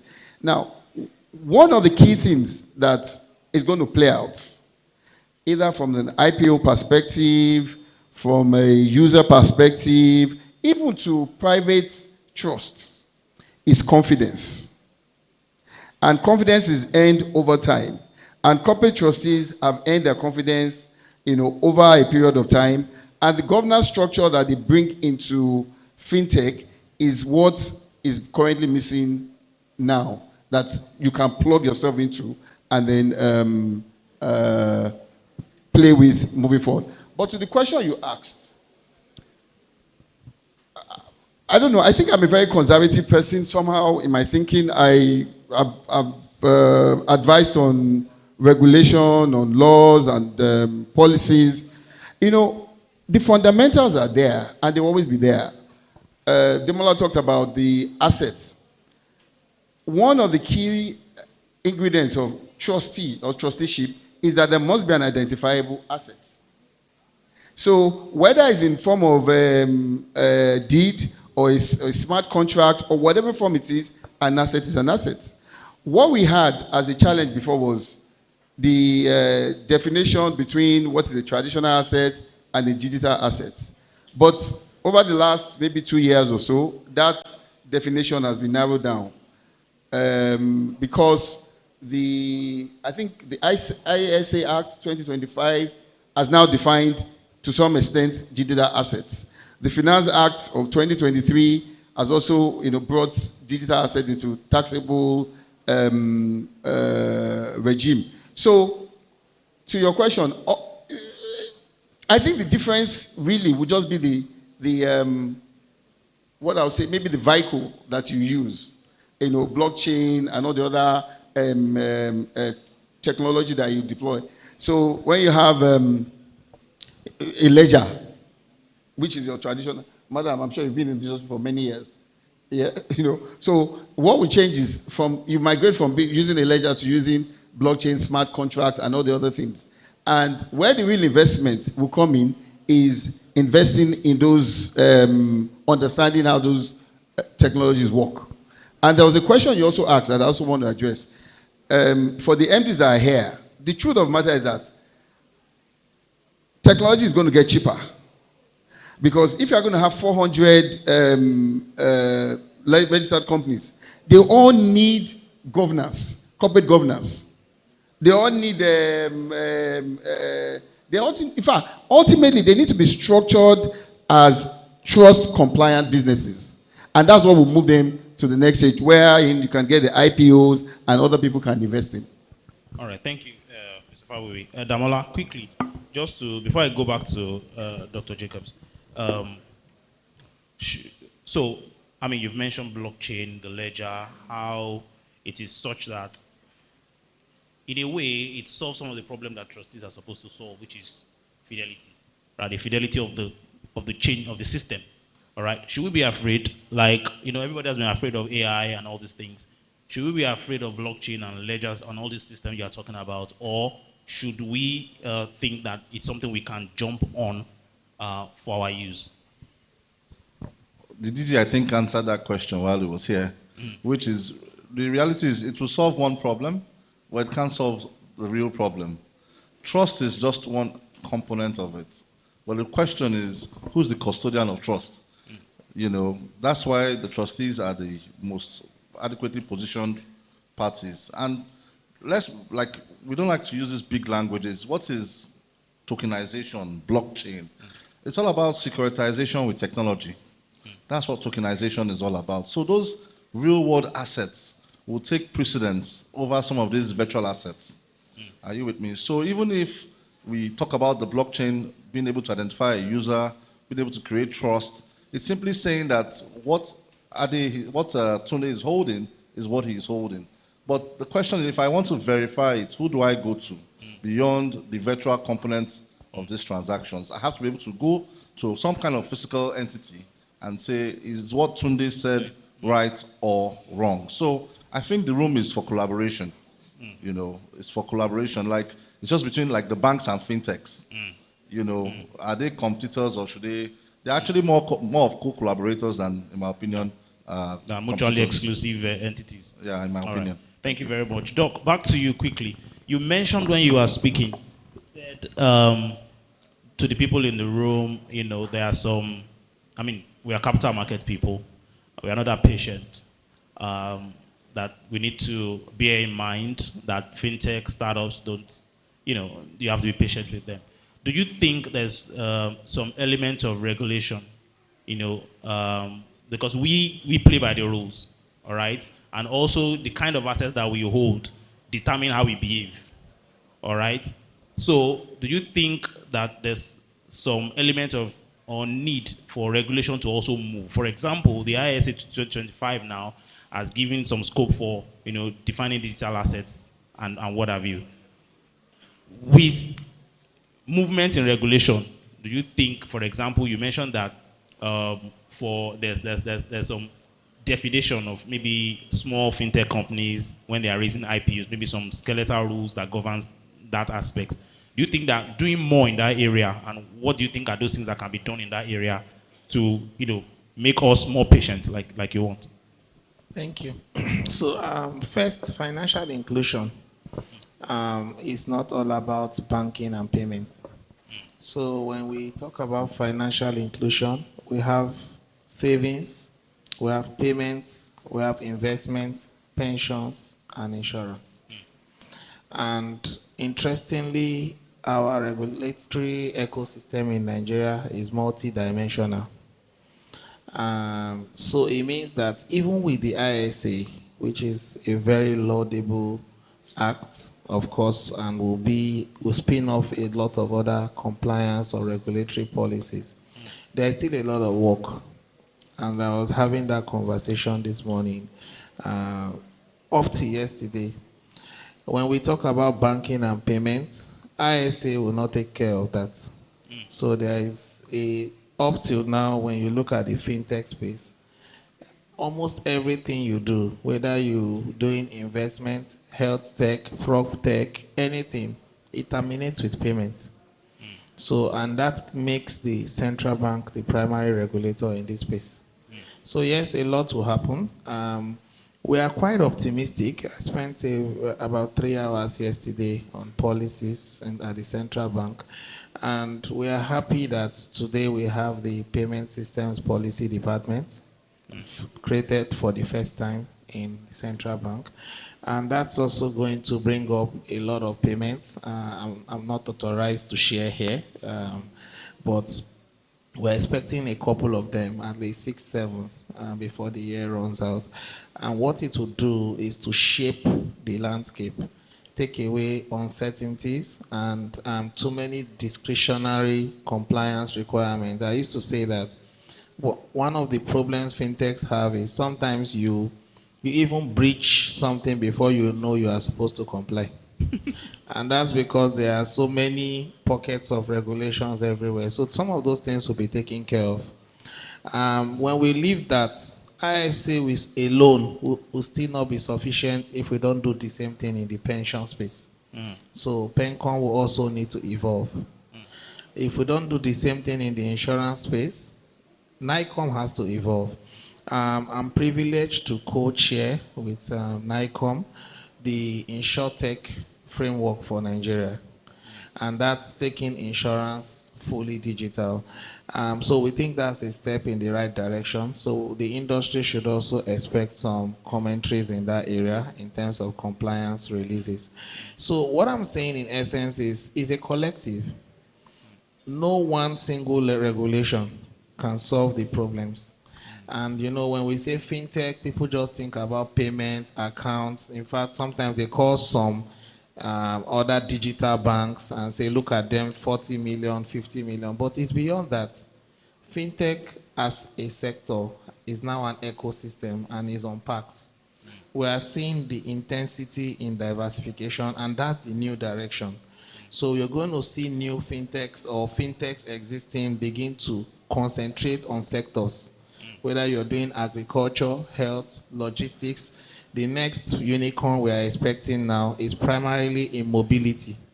So they are not doing opening accounts and all that. So it's with ecosystem focus.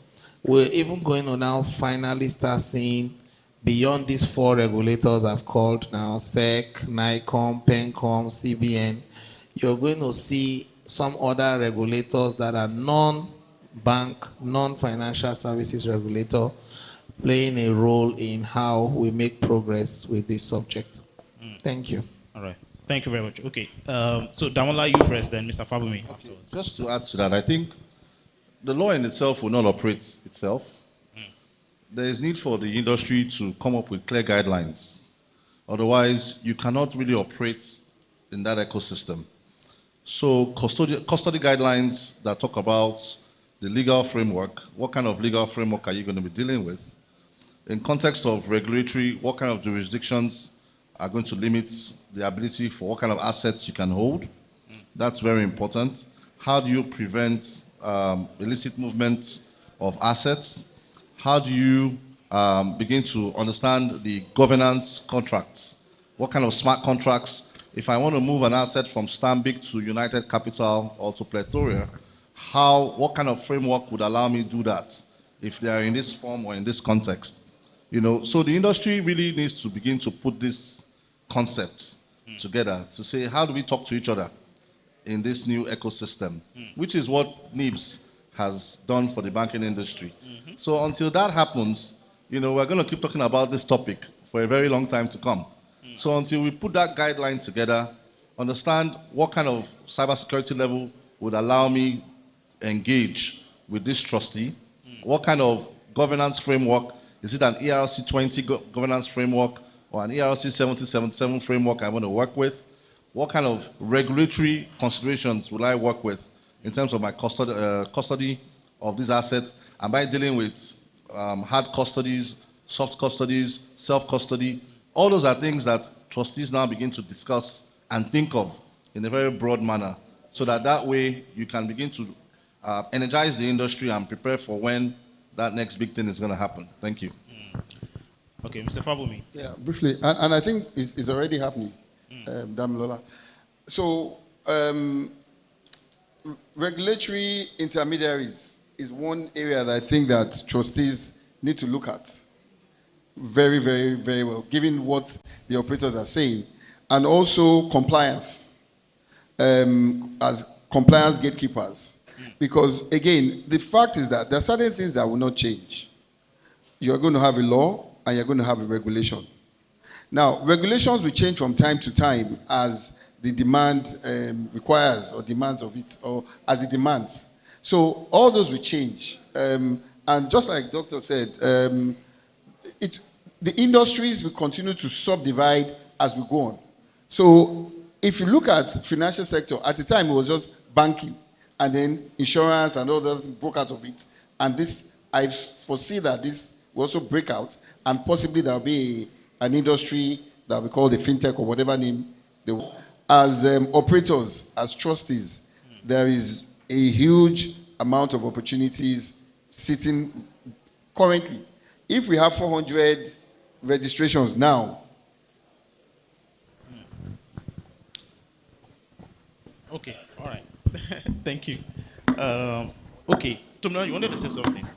No, okay. Maybe you have a question. Okay, maybe I should come to you then, before we ask the general question. What are some, because look, for trustees, we like to play, both our traditional roles, and we are looking, into the future to be able to, play with tech companies, and whatnot. What are some low-hanging fruits that you think, are available for trustees that before the current regime fully unfolds, before our eyes, and we see exactly where we are going in terms of what are those small steps that trustees just need to take to be able to work with tech companies, have opportunities in the tech space to be able to function and, participate. Yeah. Okay, thank you. I would like to go back to that capital market, to answer it with that capital market question. I think that there's so much opportunity for trustees to work alongside fintech companies to raise funds from the capital market. Now, we know that there's a debt side, maybe in helping them raise commercial papers and all of those, and there's the equity side. There's a little bit of a mismatch of how fintechs are currently structured. We are following that Silicon Valley playbook, which does not work. And following that Silicon Valley playbook only helps the 1%, like the Amazons and the who are loss-making. The capital market in Nigeria is only fit for companies that are profitable, dividend-paying companies, and fintechs are not structured that way. However, there's a lot of, we need to change the mindset for them to evolve from how we're structured, because the Silicon Valley model does not work here. And so how do we get fintechs and trustees in a room so that, because what people misunderstand is that because we're always looking into that Silicon Valley model, we actually are ignorant about what the trustee environment can help us structure in. And we really can't talk, we shouldn't even be talking about fintechs who are not licensed. So if you're a fintech and you're not licensed, you're not CBN licensed or you're not SEC licensed, you're not even supposed to be in this conversation. So let's even not talk about that. But we're talking of licensed companies that are following through with the compliance regime of the CBN, having the right board, having the right corporate governance framework, but then helping them to know what's potential of how they can embed trust in the market and get money. And that's where I like what Dr. Jacob said around the company, who is a friend of mine, who has used that model, lost none of his equity, and actually raised local funding, because local funding matches where your revenue is. If you've gone to raise $10 million about 10 years ago, at 306, no, I'm talking 2021, at 360. The money, Naira now is 1,600. You are already loss making. So it's actually difficult. So we need to help them focus to get funds from this market, and then can scale. The other challenge is that the Nigerian Stock Exchange does not have the kind of liquidity or the base. We have companies who have listed, but they keep looking into listing in New York, listing in London. I have companies who are currently on the process of listing, and some that have been trying to list, but they are not even looking to list locally. What's the missing link that is making them feel as if this market is not the right place for them to list, or this market is not the right place for them to raise any form of funding? And so that collaboration needs to happen, because we are not looking at each other. We're always looking outside rather than looking inwards. Thank you. All right. Thank you very much. Just to, Babasi, let me just quickly chime in there. We have examples, even within our industry, within our market, of these collaborations. Years back then, when the likes of Cowrywise came into the market, they came in as a cooperative. That was the license that they had. And they were going to offer, they were presenting a savings platform. They needed the trust of the people. Investors were also wary of, okay, who exactly are you? And there was a very firm collaboration. I mean, Cowrywise partnered with Meristem, you know, and Meristem trustees served us. And that brings me to the point that Mr. Fabumi raised about regulatory intermediation. So Meristem trustees then stepped in as a sort of, okay, you didn't need a SEC license to operate as a cooperative, but embellishing your services with a platform that has been trusted, that has the governance and the compliance capabilities, just further helped them to project their interest and helped the investors to have that confidence. There are other examples in the market, you know, with other trustees that I think we shouldn't overlook what we have going already. What are investors interested in? They want the security of their assets. They want liquidity to be guaranteed. They want some form of fungibility, interchangeability. They want ability to transfer this asset easily, you know. So as trustees, I believe that we have taken this proactive step, even having this meeting. And all we need to do is even to just go back again and leverage all of those strengths to ensure that the confidence that the market needs to have to embrace this digital asset, the same way we have all come to embrace traditional assets, we bring that to the market. And I'm very confident that there's a lot more ahead of us that we will benefit from. All right, thank you very much. I know you want me to go to the audience now to take your questions, but I was just going to ask Dr. Jacob, So just make a prediction. Do you think that digital assets will become eligible for pension funds in our lifetime? It's just a, it's just a, but we'll come to you in a moment. But Doc, what do you think? 5 to 7 years. Okay. Okay. The reality is, maybe my prediction was slightly different. I think it may happen earlier. All right. Because at the rate we have inflation in Nigeria and the kind of returns the pension funds are offering, they will begin to, 10% of all eligible pension funds are supposed to be held in banks. If these were held in commodities, for example, if we were holding a kilogram of gold last year, it would have doubled in value by this year. So the pension funds would become under a lot of pressure to begin to deliver better returns to their customers. Otherwise, you will see a lot more crisscrossing, looking for other means to actually get better returns. Because these are future investments. They don't want to be worth nothing by the time you are retiring. Thank you. Doc, you want to say something again? Let me help with some timelines. You said? I want to help with some timelines. I provoke Doc. It's not a market-driven thing, right? In phase 1, 2 to 3 years, regulatory framework development, if PENCOM chooses to respond. Then phase 2, 3 to 5 years, pilot program with small allocation to digital assets. 5 years plus, broader adoption. So let me say this, and I want to put it in context. When you look at how much we have tried to use pension to buy houses, your own pension, and how you have tried to use it to pay loan, use that to calculate how long it will take you for it to be invested there. Thank you. All right, thank you very much, Doc. Thank you. Our esteemed panelists, we thank you so much. We're almost there. Thank you. So we'll go to the audience now. If you have a question, I think there should be mics in the audience for okay, you can have mic. We'll take two on this side, and wrap it up.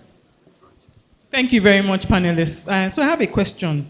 How best can you help corporate trustees hold digital assets? Now, you know that the exchanges, because of the hacking, I think Bybit had $1.4 million wiped out in February. 400 Ethereum was stolen in seconds. Now, as trustees, the assets are held in the trust name, and the trustees are supposed to own and hold these assets. We probably will hold it in a cold wallet, but how best can you help us structure or advise that we structure these things? Because will I give it to a staff, or will it be held somewhere? Will the keys be, and those kind of things? Because corporate trustee, the organizations continue to move, people continue to move. So how best would you advise that we deal this? Thank you. Is there any question from here? Okay, so one from here. We'll send it back, and then we'll do. All right, thank you very much, our panelists. Dr. Jacobs, my question is particularly to you. So you talked about during your keynote address, you talked about some innovative steps with the CBN and all. I want us to come granular to the trust community, right? And as Ms. Agama said, I got it, sorry. Yeah, trust is only constituted when ownership is transferred, right? That is when a trust is constituted. I once heard a story of someone trying to sell a trust, a private trust service to a middle-aged person. And then when the man heard how it would be constituted, he actually started cursing the trust service provider. He said, "Do you mean after working so hard, after doing everything, I will now transfer everything to you just like that?" And he actually started cursing him. So we have talked innovation, right? On end, we know, we understand what our role is in the industry, regardless, in the financial services sector, regardless of, the template is there, regardless of whatever the assets are. How are we faring, and from your own end, how are we faring with sensitization across all levels? Thank you. So Jacobs has a question. Damola, I think you answered the how do we secure things. I have one more question, and then we'll close it. All right, thank you. So my question is tilted towards the last question, which is about sensitization. So my question is about education, right? How best, so what processes are in place to ensure that aside trust houses, capital market operators are actually educated? And also, I would like to give a contribution. I think one of the ways in which we trust houses can participate in the digital asset space, I think one of the easiest ways is through tokenization of real-world assets, right? In such instances, I think we are very much familiar with it because it relates more to our asset securitization kind of transactions, right? So, but aside that, because we talked about security, we talked about education, we talked about even clients being wary about how best we are able to actually secure their interests. So in what ways, what avenues are fintech companies coming up to ensure that capital market operators are working alongside with them in ensuring that these things are done rightly? Thank you. Thank you. Do you want to start with the first question? Thank you very much. So I think it starts with collaboration. You have to understand what kind of, what's the safest governance structure that allows you to hold assets both in hot and cold storage systems to guide how you preserve and transfer and even trade on assets. So there are many governance structures out there. So you need an expert that can look through the governance of a smart contract and tell you that this smart contract does X, Y, Z, but exposes you to this. So starting from the smart contract selection, or even the blockchain you decide to choose on, the governance structure of the blockchain, is it auditable? Is it cybersecurity compliant? Anything you can audit, you can vouch for the cybersecurity elements of it. And there are different codes that already exist for them. Many of them, most of them are sitting on the ERCN 20, most of them, but you need an expert within the team to tell you what level of, and it also depends on the size of the assets. For example, what you need for a $100 million asset is different from what you need for a $1 billion asset. That's on one side. The second thing is you need to reevaluate your process. Typically, like in the banking industry, there's always different level of approvals. So you need to evaluate your process and think of what level of approvals are required for digital assets to move between wallets in the system. So that's very important. Once you can identify the approval levels and ensure that you properly have them indoctrinated into your process, then you can say you can be safe. Then lastly, you need a very, very woke cybersecurity expert in the team, because you have to generate passkeys by the second, to protect yourself. Because if you give permanent passkeys to staff, when they move on, things can happen, in a very short space of time. I mean, I was reading recently someone that went to FCMB, got stuck in the roof to hack systems. He went in exactly, and then to hack the systems. So beyond even just keys, people are now staying in the institutions to hack systems. So you need to have cybersecurity systems that generate passcodes by the second. That can make passkeys invalid within 60 seconds. So those are some of the things you have to put into your process. So it starts from the system of adoption, the governance cost structure, and the smart codes, smart contracts you decide to adopt, all the way to the cybersecurity elements that govern what you do. Because if virtual assets, once they move, they've gone, and there's nothing you can do about it.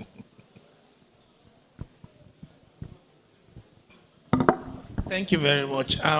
So talking about trust, I think trust is something you get from transparency. They are not the same thing, right? And whenever I think of how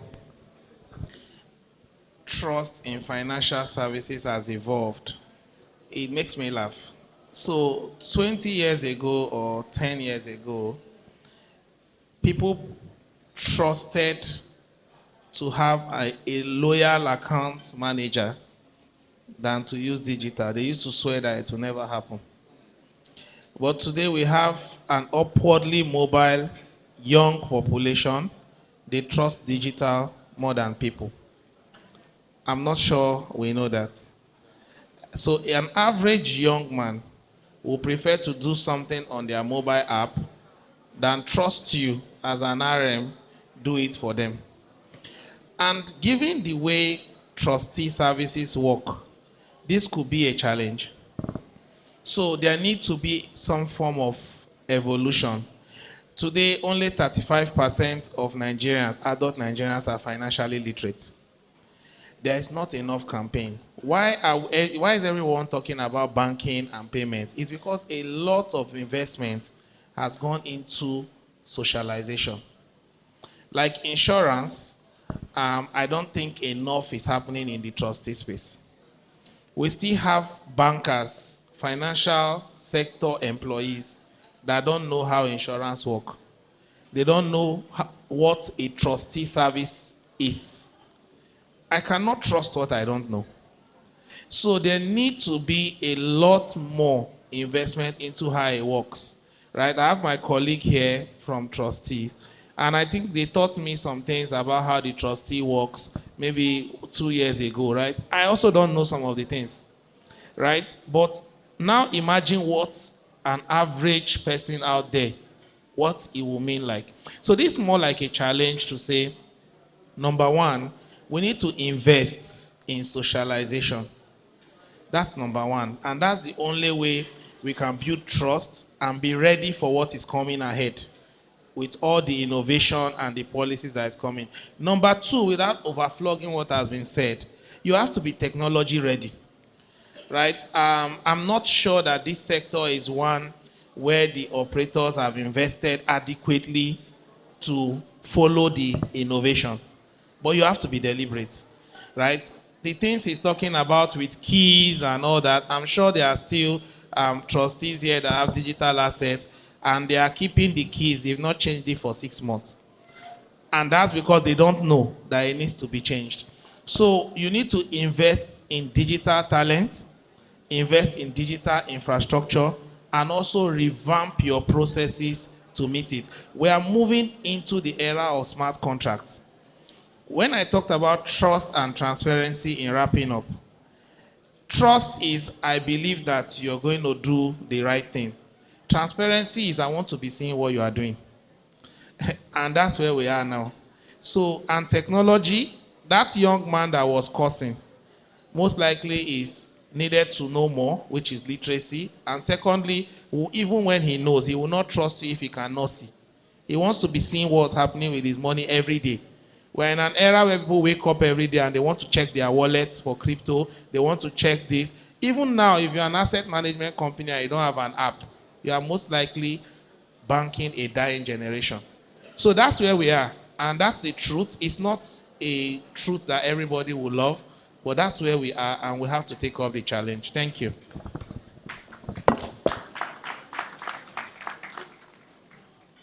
I think that's about it.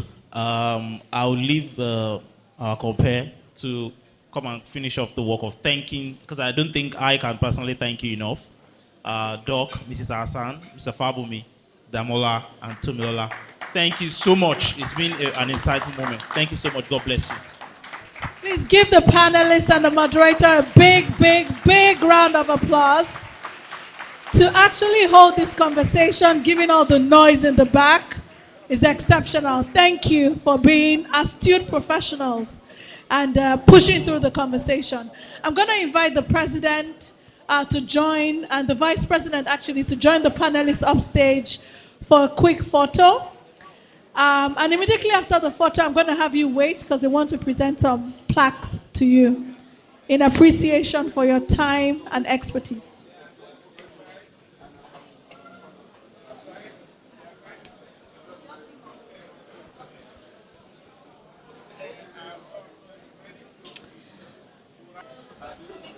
Chief Doctor, sir. You're leaving this as a title, triple titled man. It's almost time for lunch, but please hold on.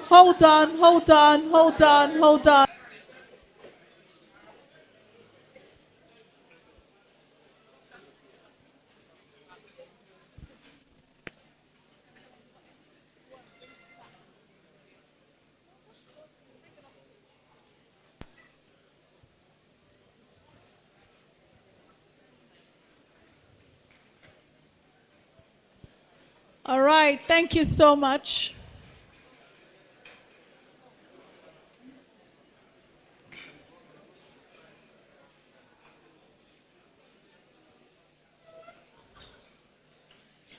We're about 10 minutes away. We just have 2 more important things to do. Please, before you leave stage, we need to recognize you. Yes. Can you bring the plaques?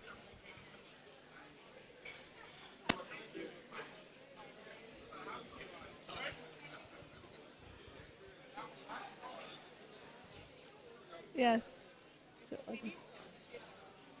Yes. Sorry, please, before you head out, just 1 second. Yes.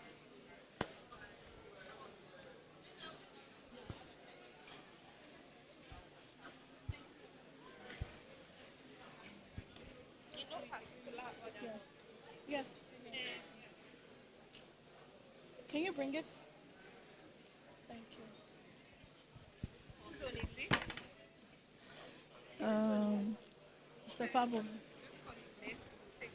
All right, our first honoree. Can I ask all the panelists to please stay on the side here?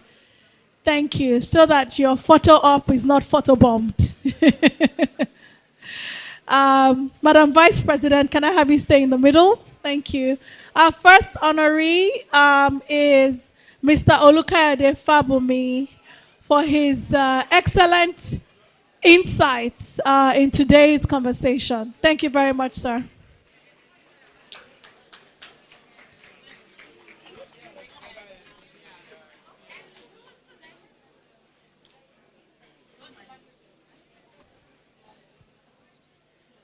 Awesome. A builder indeed. Builder of blocks, builder of blockchain, all our blocks.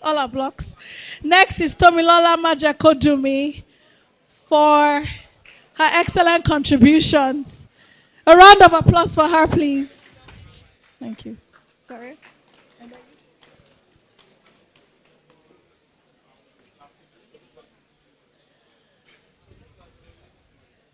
All right. Thank you, Madam Vice President. Round of applause for her, please. Thank you. Madam President, to present the next set of plaques. The first one is for Mrs. Damilola Hassan for representing the trustees so powerfully. Thank you so much. Round of applause for her, please.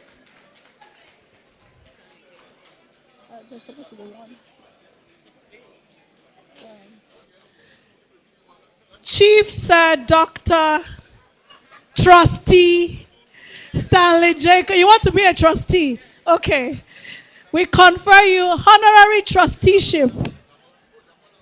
Thank you very much. I think that's it. Thank you. I'm going to hand over to, of course, last but not the least, our in-house excellent moderator, Mr. Babatunde Adewolu, who's also General Secretary of ACT. Thank you. Can you bring her phone?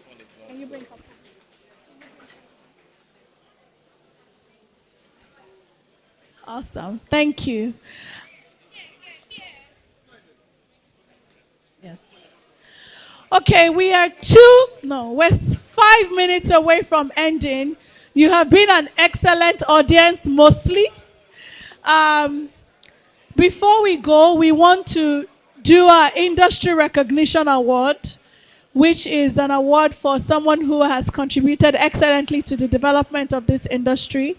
I will welcome Madam President to announce who the honoree is and also present the award. A round of applause for our president and hostess for today. Thank you. Thank you very much. And thank you very much, dear colleagues, for cooperating. Please, we need your attention. This is our industry award. And we're trying to celebrate. We would like to celebrate one of our own. The thing is, the profile I have here is a long one. I'll crave your indulgence. So please listen to me. Our industry awardee for 2025. I don't know if the picture will be projected. AGS, will our picture be projected? All right, thank you. So the industry awardee for 2025 is Mrs. Fumi Ekundayo. Ms. Fumi Ekundayo is a distinguished lawyer, trust specialist, and capital market expert with over 25 years of diverse experience spanning active legal practice and non-banking financial sector. She is the Managing Director and Chief Executive Officer of SCL Trustees Limited and one of Nigeria's leading trust companies. Fumi holds a Bachelor of Laws and a Master's of Law from the University of Lagos. She's an alumna of the prestigious Harvard Business School, Lagos Business School, and the ISC Business School, Barcelona, Spain. She has also undertaken numerous leadership, finance, motivation, and strategic courses locally and internationally. She began her professional journey at the law firm of Bentley, Edu & Co., where she spent close to a decade. Fumi later transitioned into the trust and capital market space, working with Sterling Asset Management and Trustees Limited, and subsequently UBA Trustees Limited, where she served as Head of Business Development and Marketing. She later joined SCL Trustees Limited, formerly Sky Trustees Limited, as an Assistant General Manager, Business Development, and rose through the ranks to become the Managing Director, Chief Executive Officer of a company. I am just on the third slide, and I have 2 more to go. Please, should I continue? I should. All right, thank you. Fumi is renowned for her expertise in structuring complex legal, financial, and trust instruments. She played a key role in several landmark capital market and structured finance transactions in Nigeria, particularly in the design, issuance, and post-issuance management of corporate bonds, subnational bonds, sukuk, infrastructure funds, and other debt instruments. A seasoned trust specialist and capital market practitioner, she has led the development and launch of innovative trust solutions at SCL Trustees Limited, such as e-wills, children education trusts, special needs trusts, and retirement trust products. Notably, she played a key role in the structuring of Nigeria's first sovereign sukuk, subnational sukuk, and non-interest trust product. Her extensive professional affiliations include membership in the Nigerian Bar Association, Corporate Governance Institute UK, Chartered Institute of Bankers of Nigeria, CIBN, Chartered Institute of Stockbrokers, and the Chartered Institute of Securities and Investment UK. She is a fellow of the Institute of Chartered Secretaries and Administrators of Nigeria and made history as the first female of the institute, serving as its 29th president. Fumi is also a fellow of the Institute of Directors, the Association of Enterprise Risk Management Professionals, the Association of Investment Advisors and Portfolio Managers, and the Portfolio Management Institute. Fumi has made significant contributions to Nigeria's capital market development through her work on the Securities and Exchange Commission Capital Market Committee, serving on key subcommittees as the National Savings Strategy Technical Committee, the National Investor Protection Fund, and the Rules and Compliance Committee. She also serves as non-executive director on several boards and is a past president of the Association of Corporate Trustees of Nigeria. Additionally, she's an executive committee member of Women in Finance in Nigeria. She is a highly respected leader in her field, and she's widely admired for her professionalism, integrity, and commitment to sound corporate governance,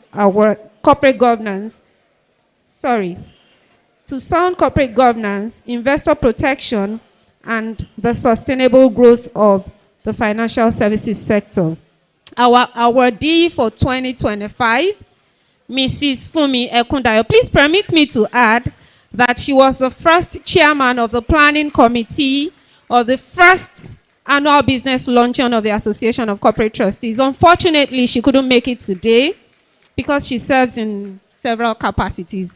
But to receive on our behalf, we have the Vice President of the Association, Mrs. Adeshola Aje. Extend our well wishes to her.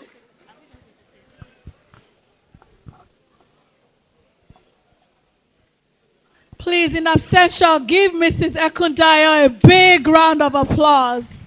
A big, big round of applause. Awesome. We're almost done. I'd like to invite, thank you. Oh, you're going to give an acceptance award. Oh. Okay. Good afternoon, everyone. I'm accepting this on behalf of my group managing director, who is also the MD of STL Trustees. And before I deliver the acceptance speech, I just want you to know that this is someone I really respect and I adore. She has been my managing director for a decade. She's someone I've learned from, and she is very, very kind. From the time I joined to this time that as we speak, my life as it comes to leadership, when it comes to modeling, when it comes to letting people learn from her. She's an open book. I have learned in a decade, and I will never, never forget her in my life. Thank you, and on behalf of Mrs. Ekundayo, Fumilayo Tomilola, I accept this award. And thank you, because Association of Corporate Trustees is always on the forefront of our mind. Thank you, everyone. Thank you.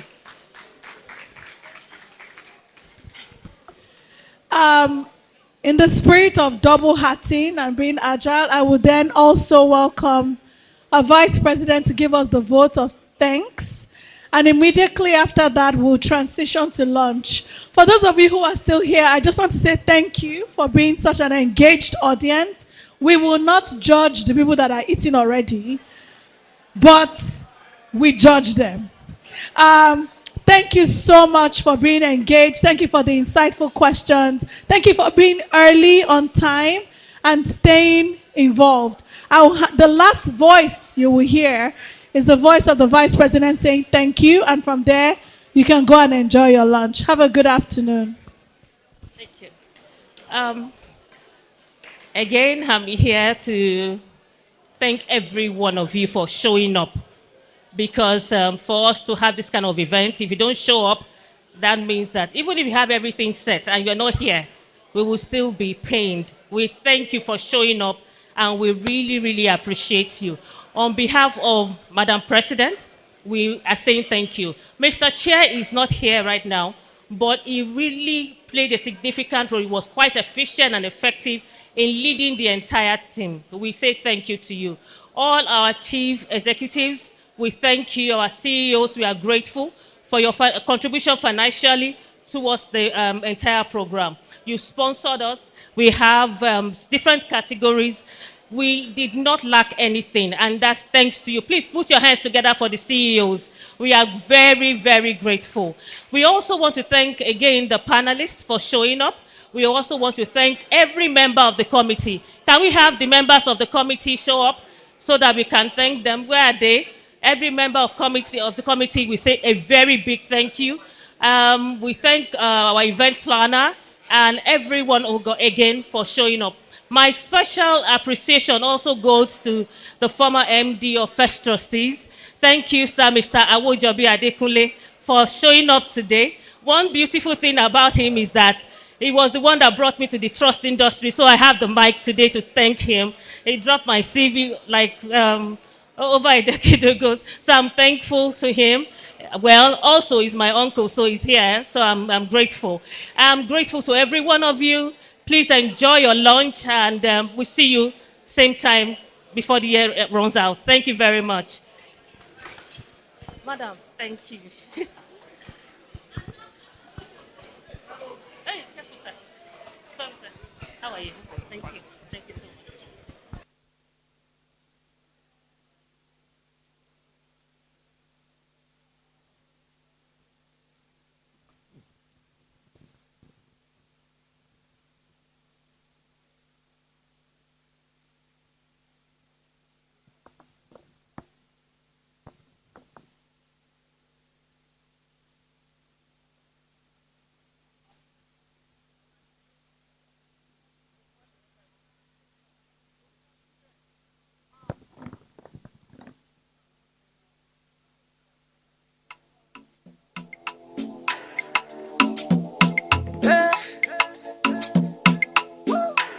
Yo, baby, come on to t'appelle chérie, ma chérie. Je m'appelle Mr. Flavor, woman's yeah. I beg you do me one favor, baby, what's your name? The way you dey go, you go be my baby, mama, oh mama. Sure you go make me your man, achoro me man. We no there for school, I beg you make you leave your grandma, oh grandma. Give me kiss, make I go sleep, oh baby, hello. Your phone no dey ring, oh you pick myself, no put me for I am coming now. Tana tana tana tana tana tana, ya la la ya.